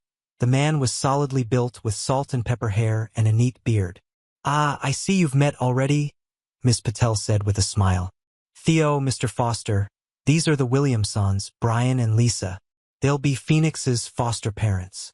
Theo felt a sudden, irrational reluctance to relinquish Phoenix, but he nodded a greeting. "She just fell asleep," he whispered. Lisa Williamson approached slowly, her smile gentle. "You must be Theo. We've heard so much about you. You're the boy who saved her," Brian added, his voice a quiet rumble that matched his appearance. "I just found her," Theo corrected automatically. "Everyone keeps saying I saved her, but the doctors did that part." Lisa knelt beside the rocking chair, bringing herself to Theo's eye level. "Finding her was the crucial part," she said softly. "Without that, none of the medical care would have mattered." She looked at Phoenix's sleeping face. "She's beautiful, isn't she?" Theo nodded, studying the Williamsons with cautious assessment. They seemed kind, and Ms. Patel clearly trusted them. But they were strangers who would be taking Phoenix away. "Ms. Patel says you've been reading to her," Brian commented. "That you have a special connection. She calms down when she hears my voice," Theo explained. "Nurse Abernathy says her heart rate steadies." The Williamsons exchanged a glance loaded with communication Theo couldn't interpret. "That kind of bond is precious," Lisa said. We'd like to honor it, if you're willing. Ms. Patel mentioned you might want to visit sometimes. I promised I'd keep reading to her, Theo confirmed. If that's okay with you. More than okay, Brian assured him. We've fostered many infants over the years, and we've learned that consistency and connection are vitally important. If Phoenix has formed an attachment to you, that's something to be nurtured, not broken. Relief washed over Theo. Thank you. Perhaps you could come once a week? Lisa suggested. Sunday afternoons, maybe? We could set up a regular time. That would be perfect, Harold interjected. Theo's father is coming home on leave in a few days. I'm sure he'd be happy to drive Theo to these visits when I'm not able to. As the adults worked out the logistics, Nurse Abernathy approached. I hate to interrupt, but we need to complete the discharge paperwork. Mrs. Williamson, would you like to hold Phoenix while we go through the forms? The moment of transfer had arrived. Theo looked down at the sleeping infant in his arms, memorizing the peaceful expression on her tiny face. Goodbye for now, he whispered. See you on Sunday. With Nurse Abernathy's guidance, he carefully passed Phoenix to Lisa, who cradled her with the practiced ease of someone who had held many babies before. Phoenix stirred slightly but didn't wake, settling into her new caregiver's arms with the same trust she'd shown Theo. She likes you? Theo observed, feeling a strange mixture of loss and reassurance. Lisa smiled. We'll take good care of her, Theo. I promise. As they completed the discharge process, Theo and Harold waited in the hallway. Theo's emotions were a confusing tangle. Happiness that Phoenix was healthy enough to leave the hospital, satisfaction that the Williamsons seemed kind and experienced, anxiety about her continued well-being, and a hollow feeling he couldn't quite name. You okay, buddy? Harold asked, noting his grandson's pensive expression. Yeah, Theo said after a moment. I just hope she'll be happy there. The Williamsons seem like good people, Harold reassured him. And you'll still get to see her regularly.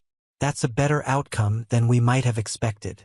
Theo nodded agreement, though the hollow feeling persisted. When Ms. Patel and the Williamsons emerged with Phoenix now secured in an infant car seat, bundled against the winter cold, he felt a spike of anxiety. We'll see you Sunday, Lisa reminded him, touching his shoulder gently. 2:00. I'll be there, Theo promised. Should I bring books? Absolutely, Brian confirmed. Whatever you've been reading to her. Continuity is important. As they watched the Williamsons carry Phoenix away, Nurse Abernathy approached with something in her hand. I thought you might want this, she said, holding out a small card. It's her hospital bracelet. Normally we just discard them after discharge. But, well, I thought this one was special. Theo accepted the tiny plastic band that had circled Phoenix's wrist during her hospital stay. It read, Baby DOE, female, followed by a hospital ID number and the date. The date he'd found her.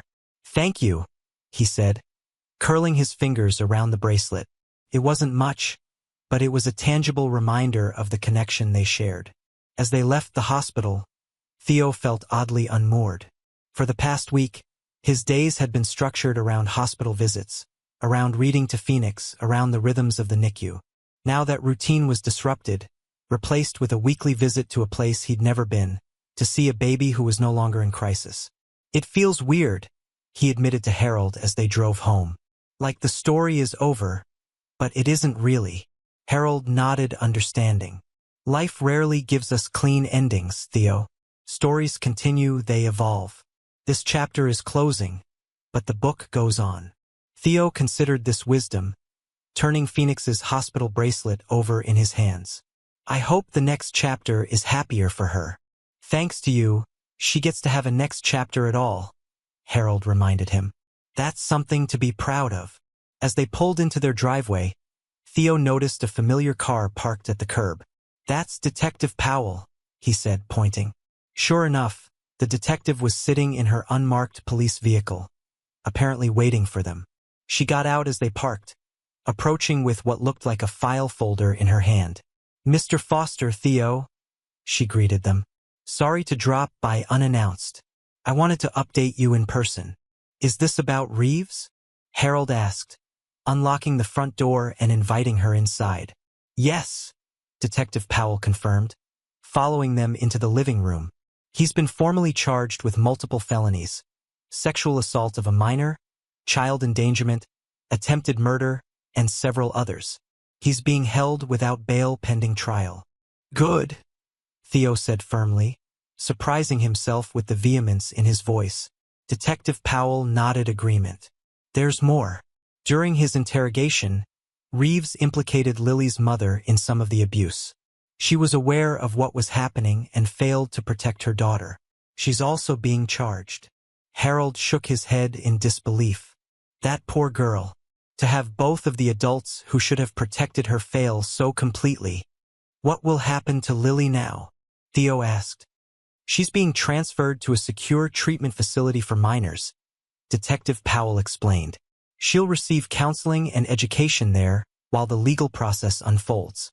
The district attorney is still determining what charges, if any, will be pursued against her. And Phoenix? Harold asked. Will she ever have to testify or be involved in the legal proceedings? No, Detective Powell assured them. The evidence against Reeves is overwhelming without requiring the baby's involvement. DNA tests have confirmed he's the biological father, which corroborates Lily's testimony about the sexual abuse. As the adults continued discussing the legal ramifications, Theo felt a heaviness settle over him. The situation was so much darker, so much more complex than he had initially understood. People who should have loved and protected Lily had betrayed her in the worst possible ways.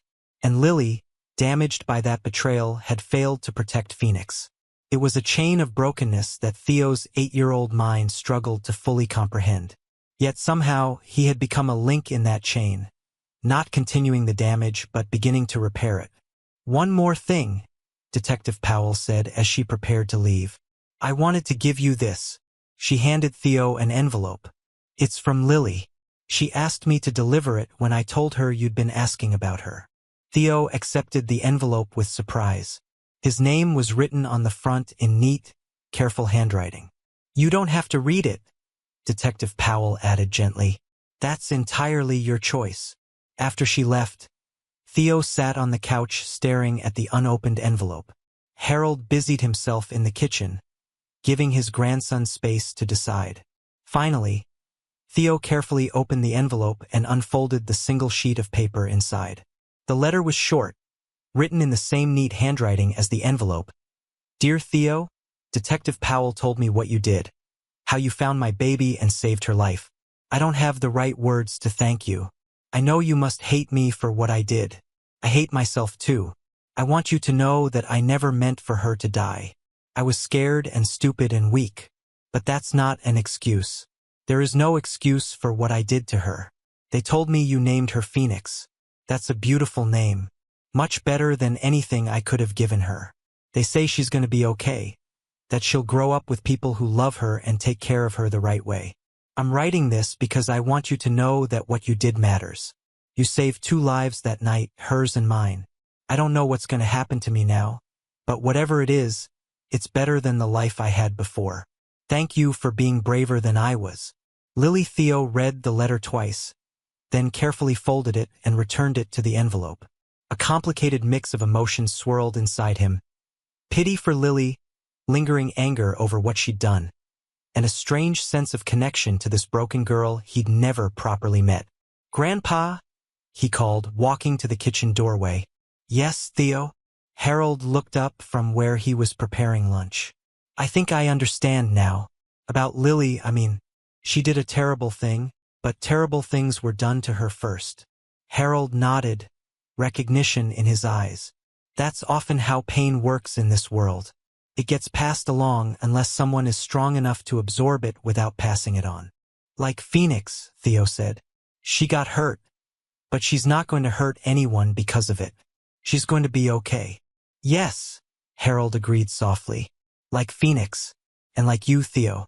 You took on something difficult and painful when you found her, but you've handled it with remarkable grace. Theo considered this, turning Lily's letter over in his hands. I think I'm going to keep this, he decided. For Phoenix. When she's older, she might want to know. That's very thoughtful, Harold said. Now, how about lunch? Your father will be home soon, and we have a lot to do before then. The mention of his father brought a smile to Theo's face, temporarily displacing the weight of Lily's letter. 3 more days and his dad would be here.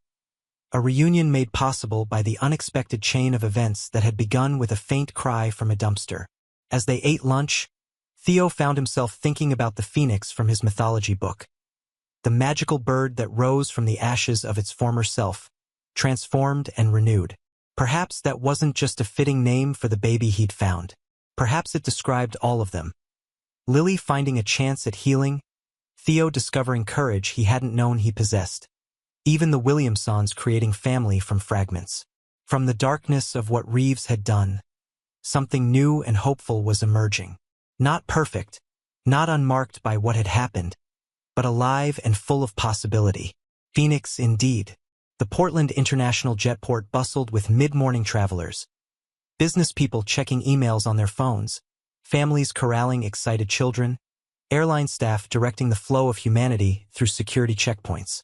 Theo stood rigidly between his grandfather and the large window overlooking the tarmac, his eyes fixed on the small military transport plane that had just landed. "Is that his flight?" he asked, bouncing slightly on the balls of his feet.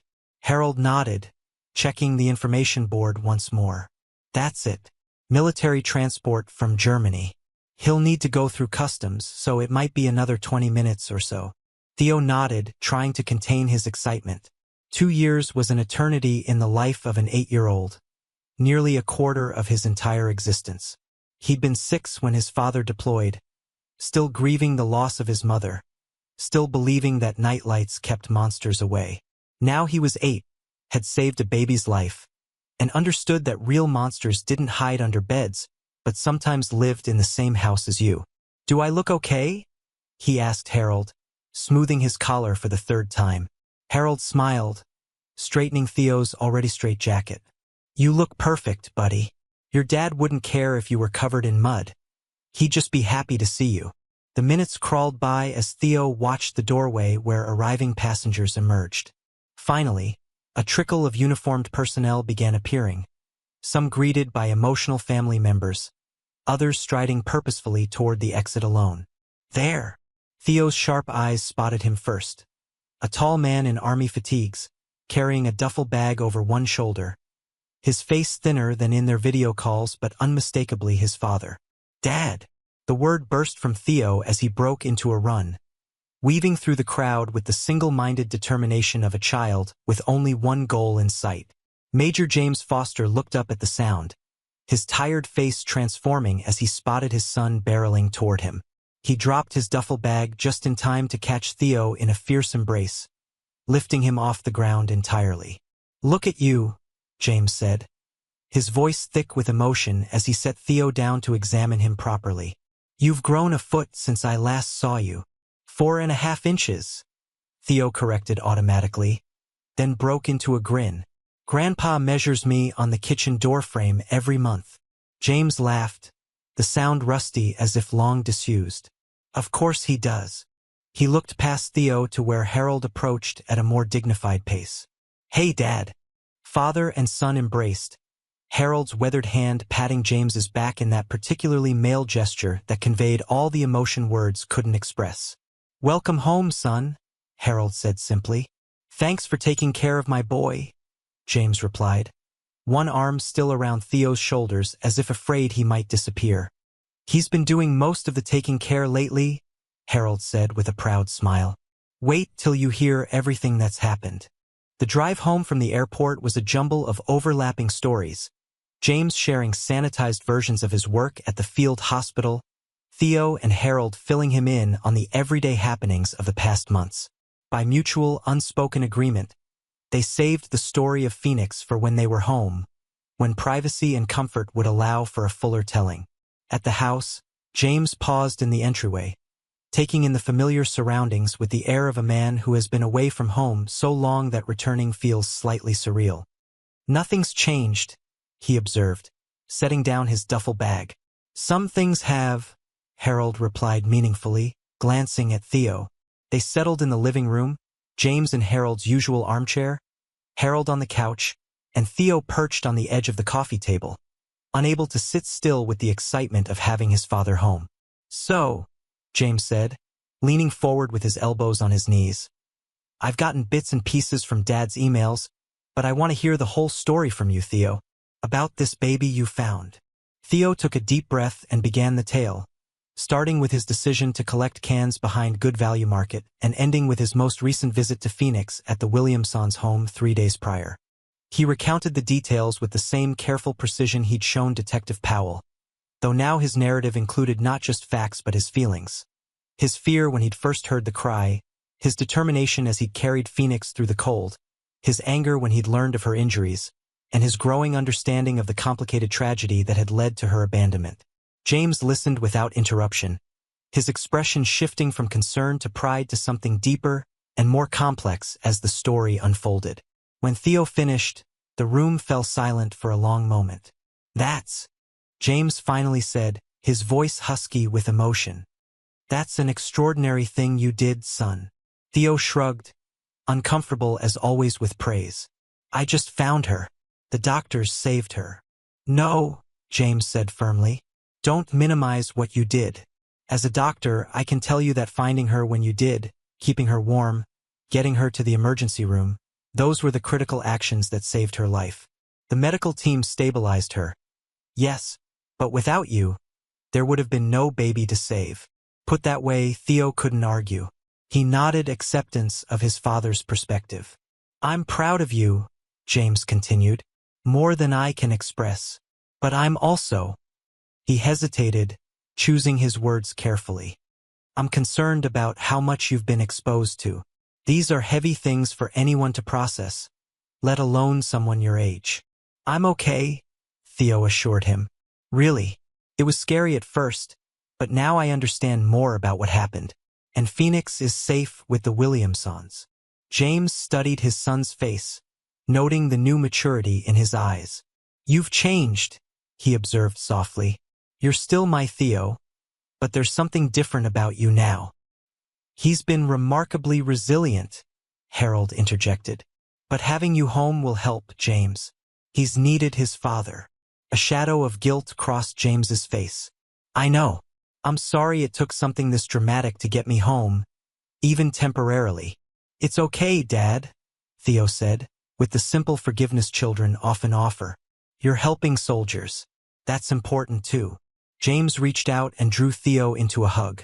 "Nothing's more important than you, buddy. Nothing. And when this deployment ends next year, I'm requesting a stateside assignment. No more overseas tours for a while." The promise hung in the air, precious but slightly fragile.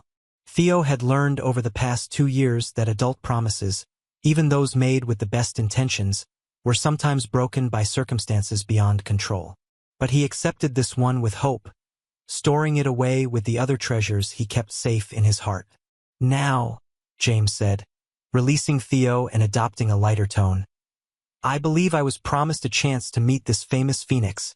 The Williamsons are expecting us on Sunday." "Yes," Theo confirmed eagerly. "They said it was fine if you came too. I've been reading to her from my astronomy book. She really likes it. Her heart rate steadies when she hears my voice." "That doesn't surprise me," James said with a smile. "You've always had a calming presence. Even as a baby yourself, you would quiet down the moment someone started reading to you." This comparison between himself and Phoenix created a warm glow in Theo's chest. It was another connection, another thread binding him to the infant he'd rescued. The day unfolded in a comfortable rhythm, the 3 foster men settling into a temporary but precious normalcy. James unpacked his duffel bag, placing a few personal items around the guest room that had once been his childhood bedroom. Harold prepared a special welcome home dinner, and Theo showed his father all the schoolwork he'd completed during their separation. That night, after Theo had gone to bed, James and Harold sat in the kitchen, sharing a quiet drink and the conversation adults reserve for when children are asleep. "How's he really been?" James asked, his voice low. "After everything that happened?" Harold considered the question. "Remarkably well, overall. He had nightmares the first few nights, would wake up convinced the baby was crying somewhere and he needed to find her. But those have mostly subsided. The regular visits to Phoenix seem to reassure him that she's safe. And the man who hurt the baby and her mother? Reeves? Dad's emails mentioned he was arrested, but I wasn't clear on the details. Harold's expression darkened. He's in custody, facing multiple serious charges. The evidence against him is substantial. Detective Powell believes he'll be sentenced to decades in prison. James nodded, relief evident in his face. Good. And the girl, Lily? What happens to her? That's more complicated, Harold admitted. She's in a secure treatment facility for minors. The district attorney is still determining what charges to pursue against her, given her age and the circumstances. And how do you feel about all this? James asked, studying his father's face. Taking care of Theo alone these past 2 years hasn't been easy. And now this situation. Harold smiled wearily. I'm old, James, not fragile. Taking care of Theo has kept me young. His expression grew more serious. But I won't pretend it hasn't been challenging. Theo needed more support than I could give him after this incident. Having you home, even temporarily, is a blessing. James reached across the table and squeezed his father's weathered hand. I'm grateful for everything you've done, Dad. And I meant what I said to Theo. I'm requesting a stateside assignment when this deployment ends. No more 2-year separations. I hope that works out, Harold said. Not unkindly, but with the realism of someone who had seen military promises broken before. For all your sakes. They talked late into the night, father and son reconnecting after months of sporadic emails and video calls. When they finally went to bed, James paused outside Theo's door, opening it slightly to check on his son. Theo slept peacefully, one arm curled around his well-worn blue blanket, a comfort object from babyhood that had recently reappeared from the depths of his closet. James watched him for a long moment, cataloging the changes in his son's face, the signs of growth that video calls hadn't fully captured. I'm here now, he whispered to the sleeping child, and I'm going to stay as close as I can. Sunday arrived bright and cold, a classic Maine winter day with crystalline skies and breath that clouded in the air. James drove them to the Williamsons' home in South Portland, following Theo's precise directions from the back seat. Turn right at the blue house. Now it's the street with the big oak tree. Their house is the yellow one with white shutters. The Williamsons lived in a cheerful colonial with a fenced yard and carefully maintained landscaping. Lisa answered the door with Phoenix cradled in one arm, her smile welcoming as she ushered them inside. You must be Major Foster, she greeted James. I'm Lisa Williamson.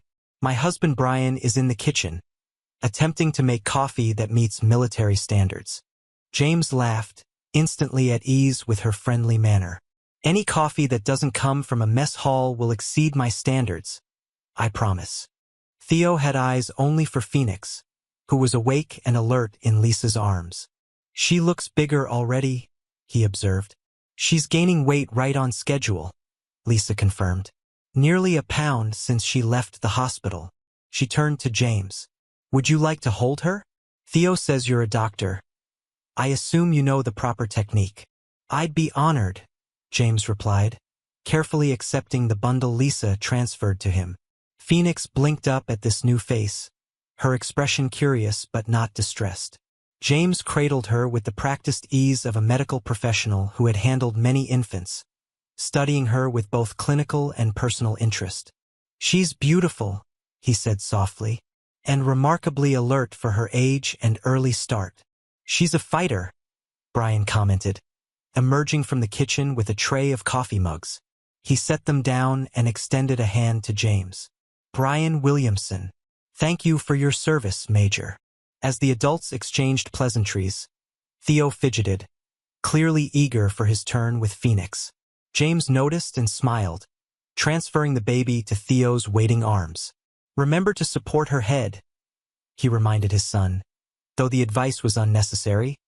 Theo cradled Phoenix with surprising confidence for an 8-year-old, automatically adjusting her blanket to keep her warm.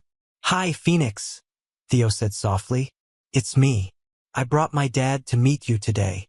The infant's eyes fixed on Theo's face, and her tiny mouth curved in what might have been a smile or simply a reflex. Either way, the effect on Theo was profound. His entire face lit up with joy. I think she remembers me, he said, looking up at the adults with wonder. I'm sure she does, Lisa agreed. Babies recognize voices they hear regularly, especially during their early development. Brian gestured toward the living room. Why don't you take her in there, Theo? You can read to her while we chat in here for a bit. Theo nodded, carefully walking to the adjacent room with his precious cargo. James watched him go, struck by the gentle confidence his son displayed. He's remarkable with her, Lisa observed, following James's gaze. So patient and attentive. Most children his age would have lost interest by now. Theo's always been an old soul, James said, and he feels a special connection to Phoenix, given how they met.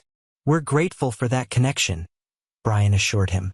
Phoenix has thrived since coming to us, and I believe Theo's visits are part of the reason. Continuity is important for infants who've experienced trauma. As they settled around the kitchen table with their coffee, Lisa updated them on Phoenix's progress.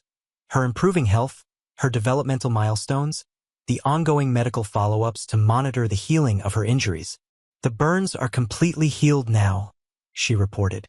Dr. Rivera says there won't be any scarring. The bruising around her neck faded within the first week. Physically, she's recovering beautifully. And emotionally? Harold asked. Can you tell at this age? Lisa and Brian exchanged a glance loaded with the communication of a long-married couple. It's difficult to assess emotional trauma in infants, Brian acknowledged. But there are signs we look for: difficulty self-soothing, extreme startle responses, feeding issues. Phoenix showed some of those initially, but she's improving steadily. She's more secure now, Lisa added. Less fussy, better at settling herself. And she's starting to show normal attachment behaviors with us, which is crucial for her development. From the living room came the sound of Theo's voice, calm and steady as he read about constellation myths. James listened for a moment, pride swelling in his chest at the care his son was taking with each word, explaining concepts at Phoenix's level as if she could understand every syllable. What happens next? He asked, turning back to the Williamsons. Long term, Another loaded glance passed between the foster parents. That's somewhat uncertain, Brian admitted.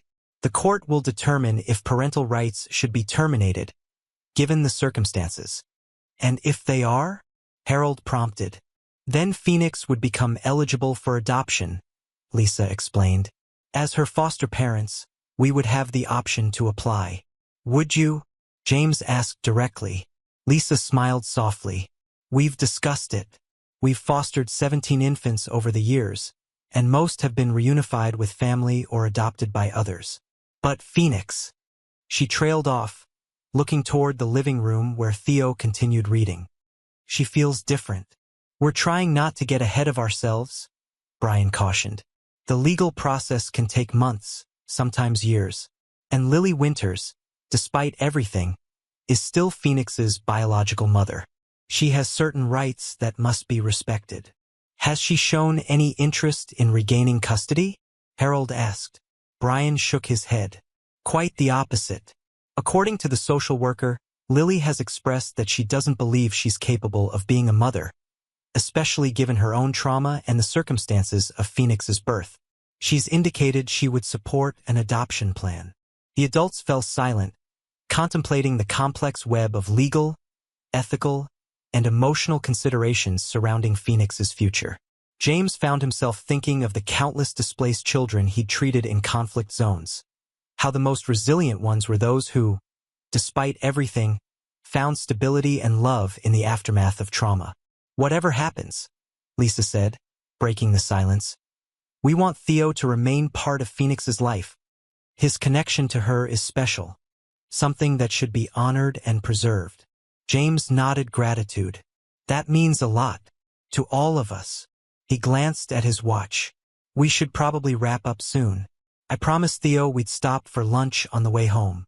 They moved to the living room, where Theo was now showing Phoenix pictures from the astronomy book, pointing out particularly interesting images of nebulae and galaxies. This one's called the Eagle Nebula, he was explaining seriously. It's where new stars are being born. See how it looks like wings? Phoenix gurgled in response, one tiny hand reaching toward the colorful image. Theo gently guided her fingers to touch the page, his expression one of absolute delight at her engagement. Time to go, buddy, James said softly, hating to interrupt the moment but aware of the Williamson schedule. Theo looked up, disappointment flashing across his face before he nodded acceptance. Okay. He looked down at Phoenix. I have to go now, but I'll come back next Sunday. We can finish the chapter about black holes then. With clear reluctance, he passed Phoenix back to Lisa, who smiled understandingly. She'll be looking forward to it. As they prepared to leave, Brian pulled James aside briefly. There's something you should know, he said in a low voice. We've been instructed to be extra cautious regarding Phoenix's security. Detective Powell mentioned concerns about possible associates of Victor Reeves who might pose a risk.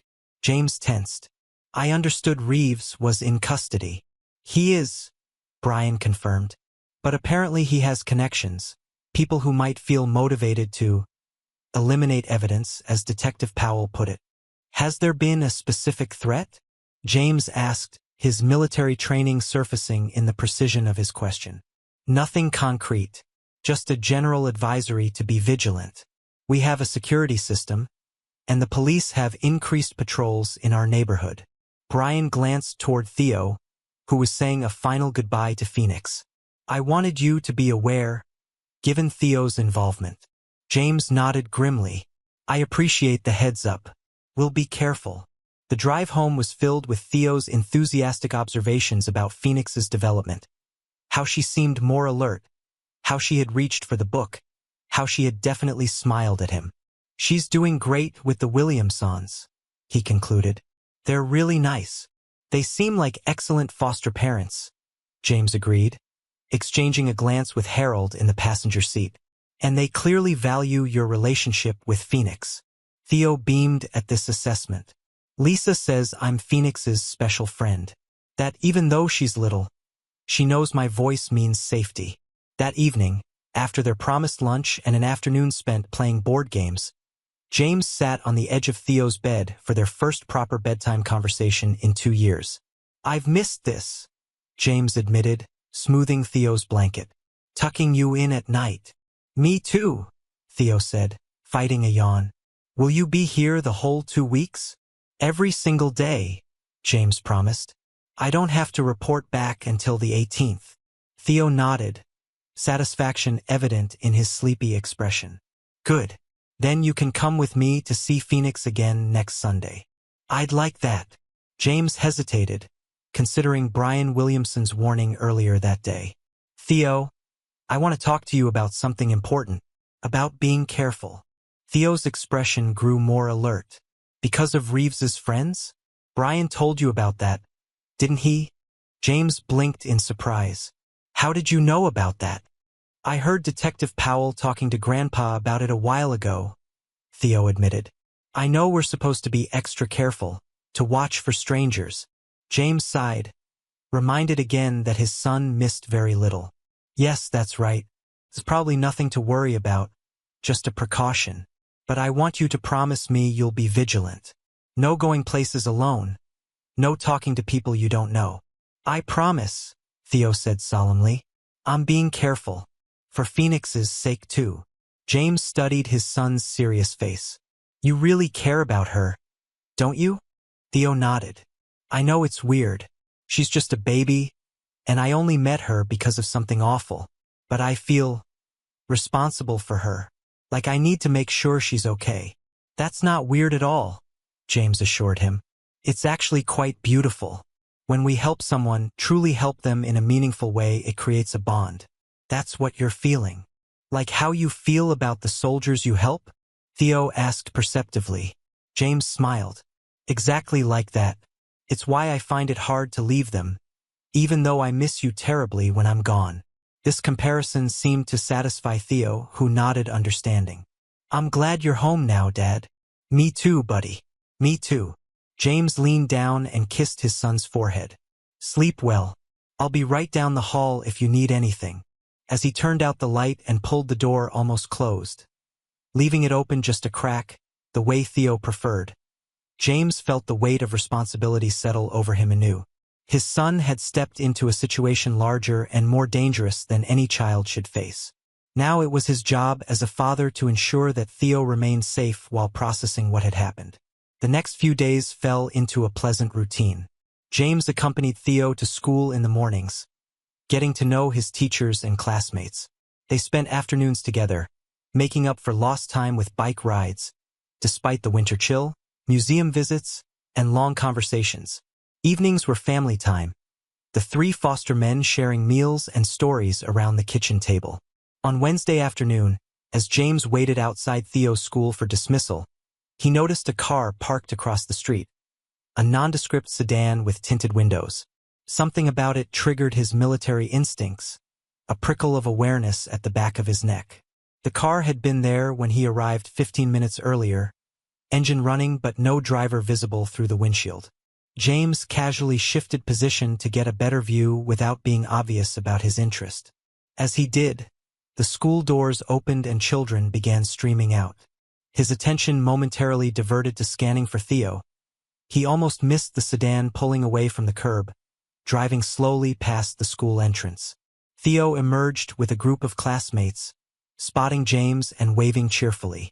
As he jogged over, James found himself scanning the area more carefully, a habit formed during his deployment now resurfacing in response to that prickle of unease. "Hey, Dad," Theo greeted him. "We learned about the solar system today. I already knew most of it from my books, but the teacher had this cool model where the planets actually orbit around the sun." "That sounds great, buddy," James replied, taking Theo's backpack and guiding him toward their car. He glanced back over his shoulder, but the sedan was gone. "Probably nothing," he told himself. "Just a parent waiting like you."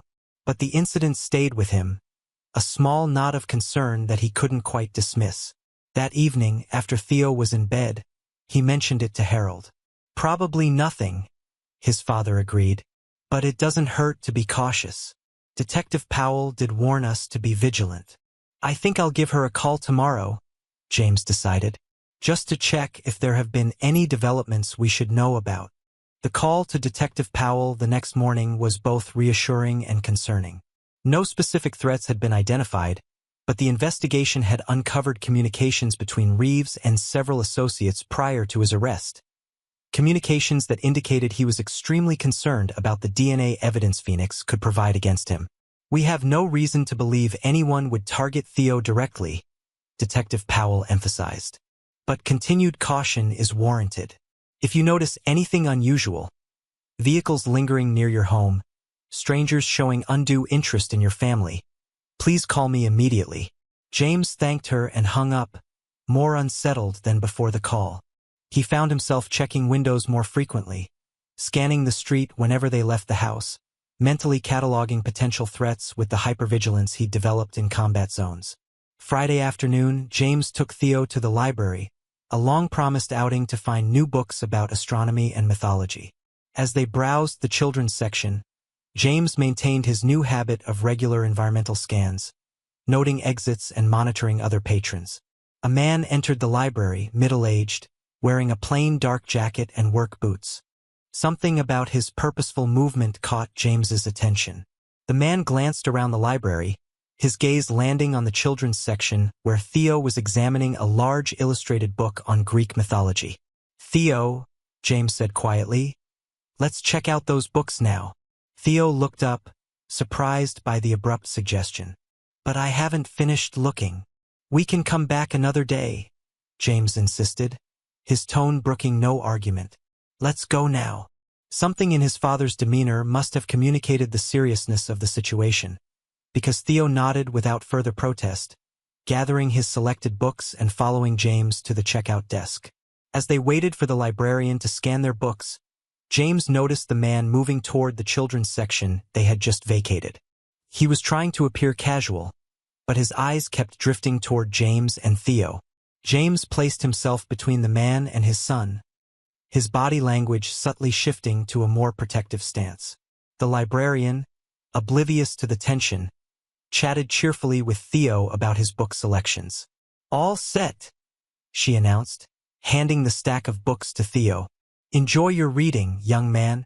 "Thank you," Theo replied politely, tucking the books into his backpack.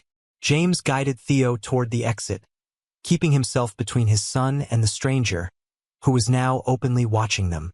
As they reached the door, James risked a direct look at the man, meeting his gaze with a clear message.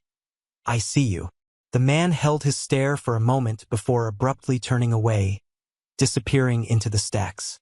In the car, Theo buckled his seatbelt and looked at his father curiously. "Was something wrong in there? You got all stiff, like you do on the video calls when there's an alarm at your base." James considered how to respond, balancing honesty with the desire not to frighten his son. "I noticed someone who seemed to be watching us," he admitted. "It was probably nothing, but I decided it was better to leave." Theo nodded, accepting this explanation. "Because of Reeves's friends?" "Just a precaution," James assured him, starting the car and checking all mirrors before pulling away from the curb. Better safe than sorry. That night, James had trouble sleeping. The incident at the library, minor as it was, had triggered his combat-honed instincts. The man hadn't done anything explicitly threatening, had, in fact, backed off when challenged with direct eye contact. But something about the encounter felt wrong. Around midnight, James got up and checked all the doors and windows of the house, ensuring everything was secure. He paused at Theo's bedroom door, pushing it open slightly to check on his sleeping son. Theo was peaceful, one arm around his blue blanket, his face relaxed in slumber. The sight calmed James somewhat. He was probably overreacting, seeing threats where none existed, a common side effect of prolonged deployment in high-stress environments. Still, he couldn't quite shake the feeling that Theo's involvement in Phoenix's rescue had created a vulnerability, one that needed to be taken seriously. Saturday passed without incident, a quiet day at home with board games and movies. By Sunday morning, James had almost convinced himself that his concerns were exaggerated, that the man in the library had been nothing more than a random patron whose casual glance he'd misinterpreted. "Ready to see Phoenix?" he asked Theo over breakfast. Theo nodded enthusiastically, his mouth full of cereal. He swallowed before speaking, a rule his mother had strictly enforced. "I finished the astronomy book, so I'm bringing my dinosaur encyclopedia today.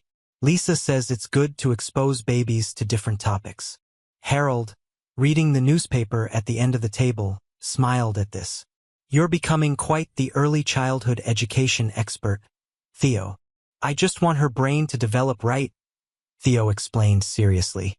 "Dr. Rivera says the first year is really important for neural connections." James chuckled. "I see you've been interrogating Phoenix's medical team." "Not interrogating," Theo corrected. "Just asking questions. Dr. Rivera doesn't mind. She says I ask better questions than most adults." After breakfast, they prepared for the visit to the Williamsons. Harold opted to stay home, citing a desire to work on his vegetable garden plans for the spring. So James and Theo set off alone in the car. The drive to South Portland was pleasant, with Theo pointing out landmarks along the way and James marveling at his son's detailed knowledge of the area. As they turned onto the Williamson Street, however, James noticed a vehicle parked about half a block from the house. The same nondescript sedan he'd spotted outside Theo's school days earlier. His hands tightened on the steering wheel, but he kept his voice casual. "Looks like the Williamsons have visitors," he commented, nodding toward a minivan in their driveway. "That's Ms. Patel's car." Theo identified it immediately. "The social worker. She comes to check on Phoenix every week." James nodded, filing away this information while keeping the sedan in his peripheral vision as they pulled into the Williamsons' driveway. "Let me go first," he said as they exited the car, positioning himself between Theo and the street. Lisa answered the door with Phoenix in her arms, the baby dressed in a pale green outfit with tiny embroidered flowers. Come in," she welcomed them. "Phoenix has been particularly alert today. I think she knows it's your visiting day, Theo." As they stepped inside, James glanced back at the street, but the sedan was no longer visible from this angle. He made a mental note to check again before they left. Miss Patel was in the living room, a folder of paperwork open on the coffee table. She stood to greet them, her professional demeanor softened by a genuine smile. "Major Foster, Theo. Good to see you both," she said. "I'm just finishing up my weekly check-in. Perfect timing, actually, as I have some news that might interest you." They settled in the living room, Theo immediately reaching for Phoenix, whom Lisa transferred to his careful embrace.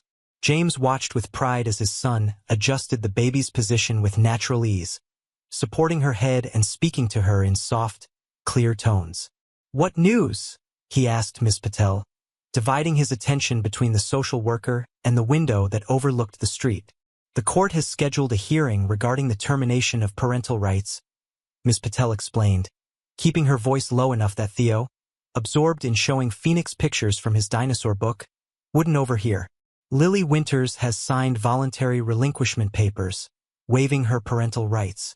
And given that Victor Reeves is facing multiple felony charges and has made no claim to paternity, the judge is likely to approve the termination."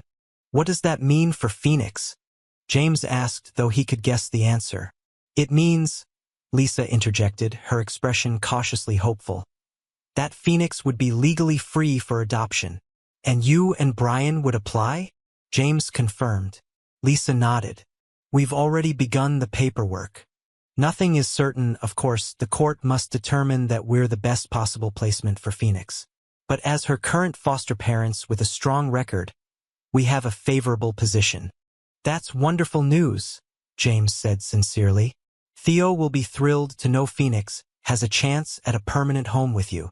Miss Patel gathered her papers, preparing to leave. "I should mention that Lily has made one request regarding Phoenix's future," she said. "She's asked that Theo remain part of Phoenix's life, if possible. She feels strongly that the connection between them is significant." James glanced at his son, still entirely focused on the baby in his arms. "I think that would be important for both of them." "We agree completely," Lisa assured him. "Regardless of the legal outcome, we want Theo to remain Phoenix's special friend." After Miss Patel left, Brian emerged from the kitchen with refreshments. The adults chatted while Theo continued reading to Phoenix, his voice animated as he described different dinosaur species and their characteristics. "Paleontologists, those are scientists who study fossils. Think T. Rex could bite with a force of 12,800 pounds. He was explaining seriously. "That's strong enough to crush a car. But don't worry, they're all extinct now." Phoenix gurgled in response, her tiny hand batting at the colorful illustration. Theo smiled delightedly at her engagement. "You like the T. Rex? Wait till you see the Triceratops. It had 3 horns and a big frill to protect its neck." James found himself dividing his attention between this heartwarming scene and periodic glances out the window, checking for the sedan he'd spotted earlier. It hadn't reappeared, but his unease remained. "Everything okay?" Brian asked quietly, noticing James's vigilance. "Probably," James replied in an equally low voice. "I noticed a car that seemed out of place when we arrived. Same one I saw outside Theo's school." Brian's expression grew serious. "I'll call Detective Powell after you leave. We've been extra cautious since she warned us." Their visit concluded without incident. As they prepared to leave, James scanned the street carefully before guiding Theo to their car. The suspicious sedan was nowhere in sight, but James remained vigilant during the entire drive home. That evening, Detective Powell called to inform them she was increasing patrols near both the Foster and Williamson homes. "Just a precaution," she assured James. "We've identified 2 of Reeves's associates who might pose a risk, but there's no direct evidence they're targeting anyone." As James hung up the phone, he found Theo watching him from the doorway. "Is Phoenix going to be okay?" he asked, his perceptiveness once again surprising his father. "Yes," James assured him, drawing his son into a hug. "Everyone's working to keep her safe. And you too." "Good," Theo said simply, "because she deserves to be safe after everything." James nodded, struck by his son's profound empathy and wisdom beyond his years. What had begun as a chance encounter behind a grocery store had transformed into something life-changing for everyone involved, especially for the tiny infant who had found not just rescue but a chance at a whole new future, and for the boy who had discovered his own courage in the simple act of stopping to listen when he heard a cry for help. "She'll be safe," James promised. "Thanks to you, she has that chance." 6 months had passed since that cold December evening when Theo discovered Phoenix in the dumpster behind Good Value Market. Winter had reluctantly yielded to spring, and spring had blossomed into summer. Portland had transformed from a snow-covered postcard into a vibrant coastal town, harbor waters sparkling under the July sun and sidewalks bustling with tourists. In those 6 months, much had changed for the Foster family. James had returned to his deployment after his 2-week leave, but true to his promise, he had submitted paperwork requesting a stateside assignment upon completion of his current tour. Harold had planted his vegetable garden, now flourishing with tomatoes, cucumbers, and an ambitious row of sweet corn. And Theo, turned 9 in April, had grown nearly an inch taller and immeasurably wiser. His weekly visits to Phoenix continued faithfully, his blue blanket tucked away except on the hardest nights, his understanding of the world's complexities deepening with each passing day. On this particular Sunday morning, Theo stood before his bedroom mirror, carefully combing his hair with unusual attention to detail. He wore his best clothes, khaki pants and a button-down shirt his grandfather had ironed the night before. "You look very handsome," Harold observed from the doorway. "The judge will be impressed." Theo turned, nervous energy evident in his restless hands. "Do you think it will go okay? What if something goes wrong?" Harold crossed the room and straightened Theo's already straight collar. "The termination of parental rights was granted 3 months ago. Detective Powell confirmed that Reeves will spend at least 20 years in prison. Lily has consistently maintained her support for the adoption. The Williamsons have been Phoenix's foster parents for half a year with an exemplary record." He smiled reassuringly. "And perhaps most importantly, Ms. Patel is firmly in their corner. I'd say the odds are overwhelmingly positive." Theo nodded, absorbing this logical assessment. "But court is unpredictable. I read about a case where a judge denied an adoption because he didn't like the parents' political views." Harold raised an eyebrow. "Have you been researching adoption law?" "A little," Theo admitted. "I wanted to understand the process better." Harold shook his head in fond exasperation. "Of course you did. Well, I can assure you that Judge Martinez has an excellent reputation for fairness and for prioritizing children's welfare. And this hearing is largely ceremonial. The legal groundwork has been thoroughly prepared." The doorbell rang, interrupting their conversation. "That will be Dr. Rivera," Harold said. "She's driving us to the courthouse, remember?" Theo nodded, giving his hair one final adjustment before following his grandfather downstairs. Dr. Nora Rivera waited in the living room, looking different in civilian clothes rather than her hospital scrubs. Her dark hair was neatly styled, and she wore a simple but elegant dress appropriate for a court appearance. "There's the man of the hour," she greeted Theo with a warm smile. "Ready for the big day?" "I think so," Theo replied, his voice more subdued than usual. "Thanks for driving us." "My pleasure," Dr. Rivera assured him. "I wouldn't miss this for anything. Phoenix was one of my most memorable patients, and watching her journey has been incredible." The drive to the Cumberland County Courthouse was filled with Dr. Rivera's cheerful conversation, clearly intended to distract Theo from his nerves. She updated them on hospital gossip, shared stories about her new puppy, and skillfully avoided the weighty topic that occupied all their thoughts. The courthouse, an imposing brick building with white columns, loomed ahead, its steps already crowded with people entering for various Monday morning hearings. As they found parking and walked toward the entrance, Theo's steps slowed. "What if Phoenix cries during the hearing?" he worried aloud. "Babies aren't supposed to be in courtrooms, are they? Family court is different," Dr. Rivera explained. "Judge Martinez actually prefers to see the children involved in adoption cases. And Phoenix is much more settled now. She doesn't cry often." Inside, They navigated the security checkpoint and found their way to the designated courtroom. The Williamsons were already there, Brian in a suit and Lisa in a floral dress. Phoenix perched on her lap in a pale yellow outfit with a matching headband. The baby, now a robust 7-month-old with rosy cheeks and bright eyes, spotted Theo immediately and reached out her arms toward him, making the insistent sound that had become her particular greeting for him. "She wants you," Lisa said with a smile, passing Phoenix to Theo as they sat in the row behind the Williamsons. Phoenix grabbed at Theo's carefully combed hair, babbling happily. "Hi, Phoenix," he said, his anxiety momentarily forgotten in the joy of her recognition. "You look pretty today." Miss Patel approached, elegant in a navy pantsuit, her briefcase tucked under one arm. "Everyone's here, excellent," she said, surveying the assembled group. "We'll be called soon. The judge has reviewed all the documentation thoroughly, and I don't anticipate any issues." Theo nodded, bouncing Phoenix gently on his knee, her solid weight and sweet baby smell a comfort against the formality of their surroundings. "How long will it take?" "Adoption finalizations are usually brief," Miss Patel explained. "Perhaps 20 minutes at most. The judge will review the case summary, ask the Williamsons a few questions, and then make his ruling. Assuming all goes as expected, you'll be attending a celebration afterward rather than a consolation." Phoenix rested her head against Theo's chest, her eyelids growing heavy despite the unfamiliar surroundings. He marveled at her trust, at the way she could relax in his arms even in this strange, echoing courthouse with its hard benches and hushed voices. "Williamson adoption," a court officer called from the doorway. "Judge Martinez's chambers." Miss Patel looked surprised. "In chambers?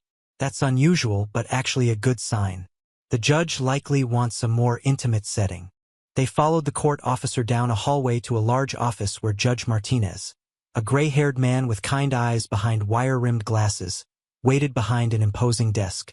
Unlike the formal courtroom they'd expected, the chambers felt almost welcoming, with bookshelves lining the walls and photographs of smiling children placed strategically among legal texts.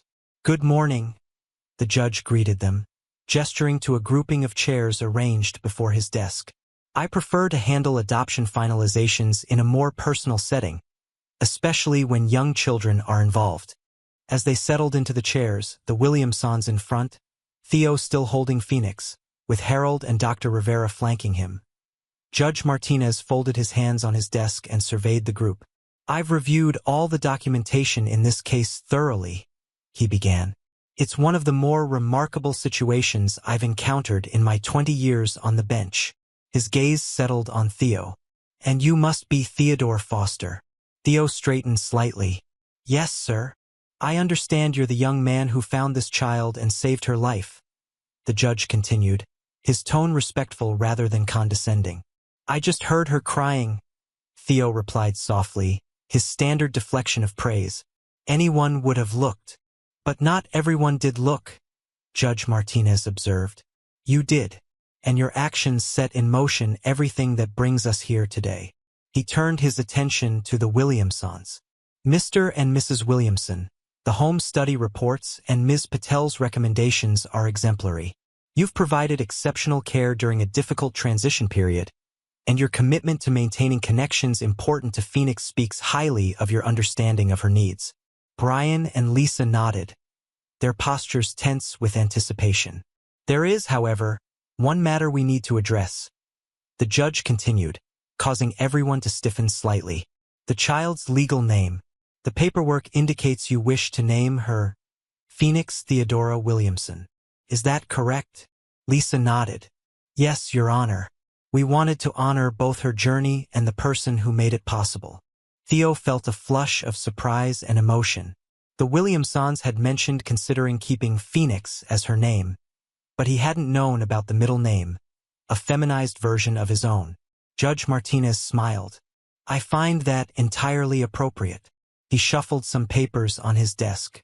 "Now, normally I would ask a series of formal questions, but given the thorough preparation in this case and the clear recommendation from all involved professionals, I'm prepared to rule immediately." He reached for a wooden gavel resting on a small stand.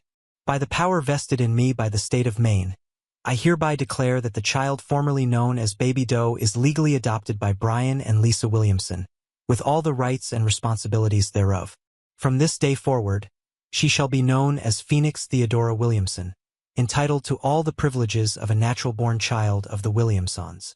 The gentle tap of the gavel punctuated this pronouncement. Congratulations, the judge added warmly. This adoption is finalized. Lisa burst into tears while Brian placed an arm around her shoulders, his own eyes suspiciously bright. Ms. Patel beamed, and Dr. Rivera discreetly wiped a tear from the corner of her eye. Theo sat very still, Phoenix now sleeping peacefully against his chest, trying to process what had just happened. It was over. The legal limbo. The uncertainty about Phoenix's future. She officially belonged to the Williamsons now. She had a permanent home, a legal name, a secure future. Theo? Harold touched his grandson's shoulder gently. Are you all right? Theo nodded, unable to articulate the complex mix of emotions swirling inside him. Joy for Phoenix, relief that she was safe, pride that his name would always be part of hers, and a bittersweet pang of loss, though he couldn't quite identify what he was losing. Would you like a photo to commemorate the occasion? Judge Martinez offered, surprising them with this departure from judicial formality. My clerk is quite handy with a camera. They arranged themselves before the judge's desk, the Williamsons in the center with Phoenix now transferred to Lisa's arms, Theo standing beside them with Harold's hand on his shoulder, Dr. Rivera and Ms. Patel flanking the group. The clerk captured several shots, the judge's camera flashing in the wood-paneled chamber. I'll have copies sent to all of you, Judge Martinez promised. This is a special case that deserves documentation. As they filed out of the chambers, Ms. Patel reminded everyone about the celebration planned at the Williamsons' home. Just a small gathering, she assured them. Close friends and the professionals who've been involved in Phoenix's journey. In the courthouse corridor, Lisa approached Theo, Phoenix now awake and reaching for him again. Would you like to hold her on the way to the car? Theo nodded, accepting the transfer with practiced ease. As they walked through the courthouse and down the front steps, Phoenix babbled happily, seemingly aware of the significance of the day. Theo, Lisa said as they reached the parking lot, Brian and I want you to know something important. Phoenix is legally our daughter now, but you will always be her hero, the person who gave her a chance at life. We've decided that once she's old enough to understand, we'll tell her the full story of how she came to us.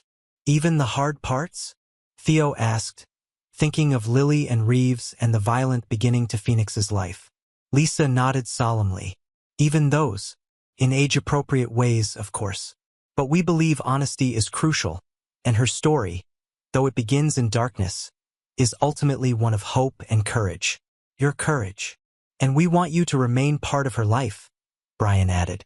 Not just during these early years, but as she grows up. If that's something you would want. I would, Theo confirmed immediately. Very much. The drive to the Williamsons' home was a blur of emotion for Theo. He sat beside Phoenix's car seat in the back of Harold's car, watching as she played with a small stuffed elephant, occasionally catching his eye and offering a toothless smile that squeezed his heart. The Williamsons' house was decorated festively for the occasion. A banner reading, "Welcome Forever, Phoenix," hung across the front porch, and balloons in yellow and white bobbed gently in the summer breeze. Inside, a small gathering had already assembled. Detective Powell in civilian clothes, Nurse Abernathy from the NICU, and several friends of the Williamsons. On a side table, professionally framed photographs documented Phoenix's journey, her first day in the NICU, her homecoming with the Williamsons, and several shots of her developmental milestones. Amid these was a carefully preserved newspaper clipping with the headline "Local Boy Finds Abandoned Newborn, Saves Life," accompanied by a school photo of Theo that the reporter had obtained from his principal. The celebration was low-key but joyful, with catered sandwiches and a cake decorated with a stylized phoenix rising from flames. The words, "A New Beginning," piped in elegant script beneath it. Adults circulated with glasses of champagne or sparkling cider, offering toasts to the new family and to Theo. To Phoenix, Detective Powell raised her glass, who showed us all what resilience truly means, and to Theo, who heard a cry no one else noticed. Theo accepted these accolades with quiet dignity, though his characteristic modesty remained. When it came time to cut the cake, Lisa insisted that he join them in the ceremonial first slice, positioning him beside them in yet another photo opportunity. "Where's Phoenix going to sleep tonight?" Theo asked as the celebration began winding down. "In the same room?" "Yes," Brian confirmed. "Though we've been discussing converting the guest room into her big girl room when she's ready for a proper bed. We thought perhaps you might help us design it, since you know her preferences so well." Theo brightened at this invitation. "She likes yellow. And animals, especially elephants and giraffes." "Perfect starting points," Lisa agreed. "We'll go shopping together when the time comes." As guests began departing, Detective Powell approached Theo with a small package wrapped in silver paper. "A little something to mark the occasion," she explained. "Not just the adoption, but the 6-month anniversary of your brave action." Theo accepted the gift with surprise. "Thank you. Should I open it now?" "If you'd like." Detective Powell nodded.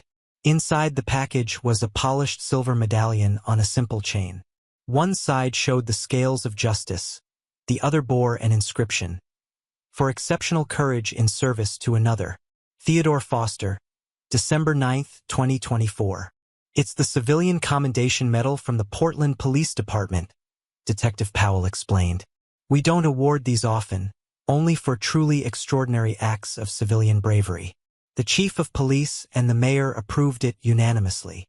Theo stared at the medallion, tracing the engraved letters with his fingertip.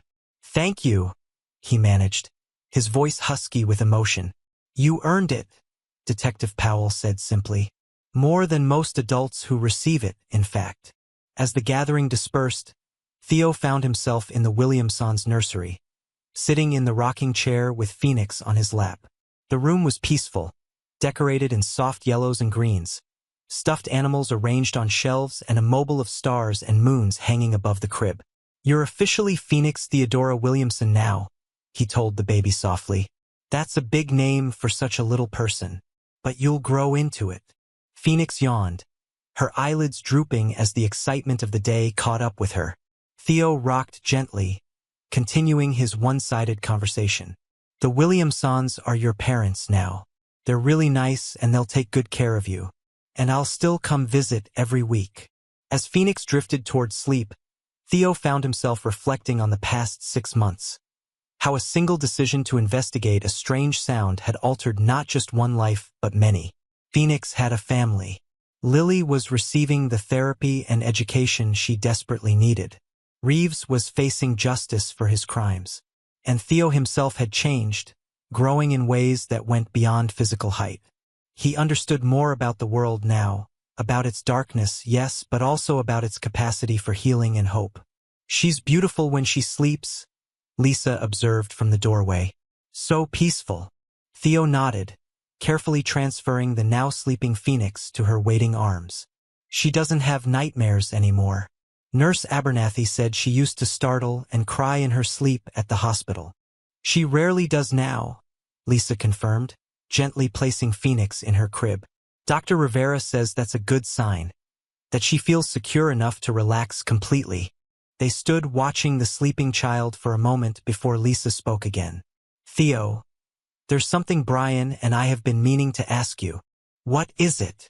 "We'd like you to be Phoenix's godfather," she said.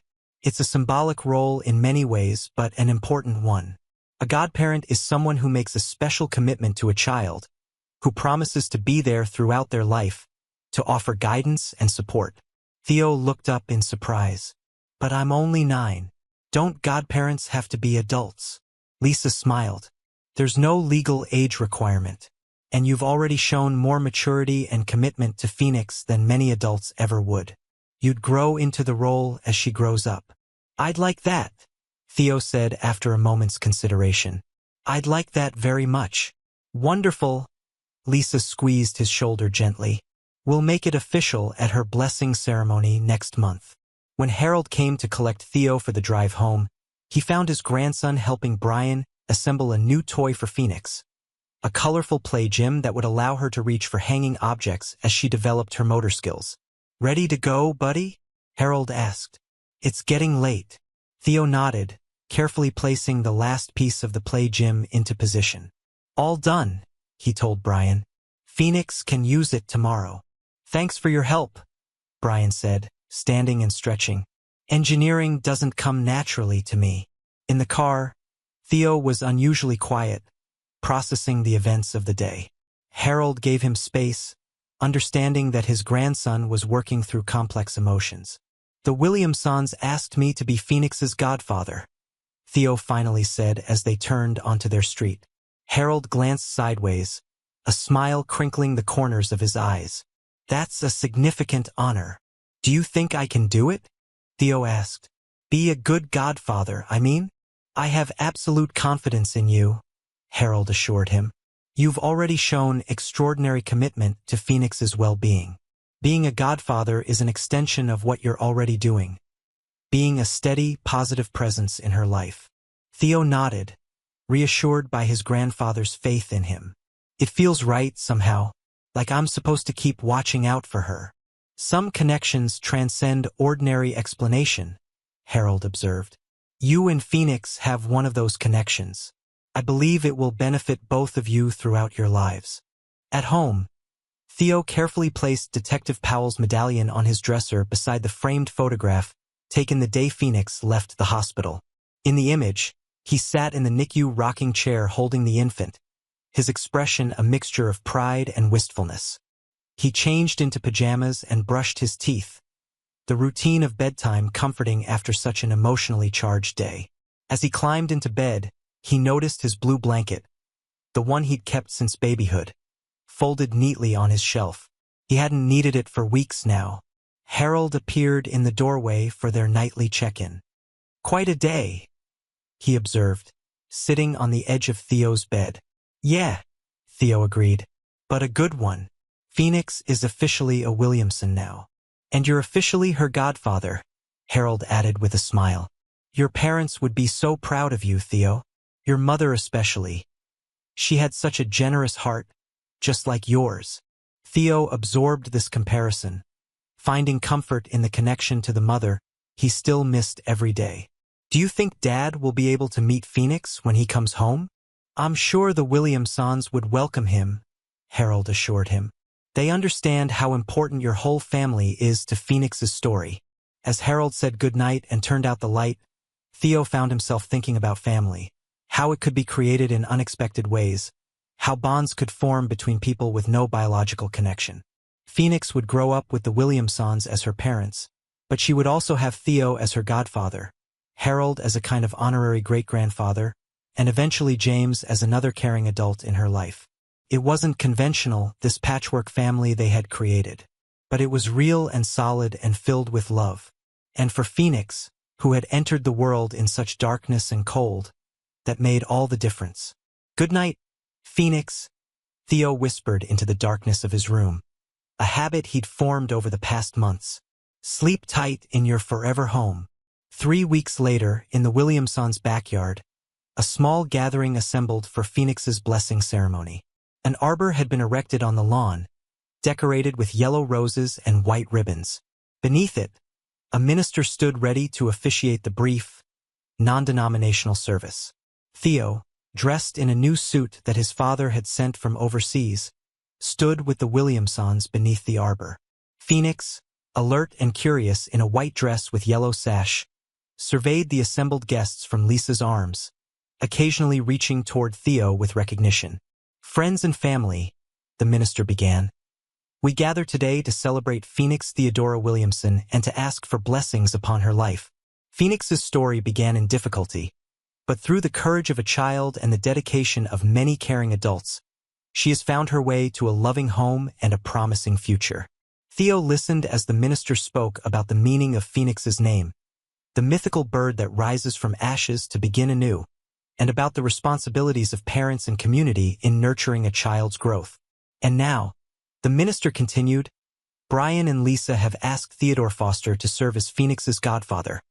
a special guardian who promises to support her throughout her life's journey. Theo, do you accept this responsibility? Theo stepped forward, his voice clear and steady despite his nerves. I do.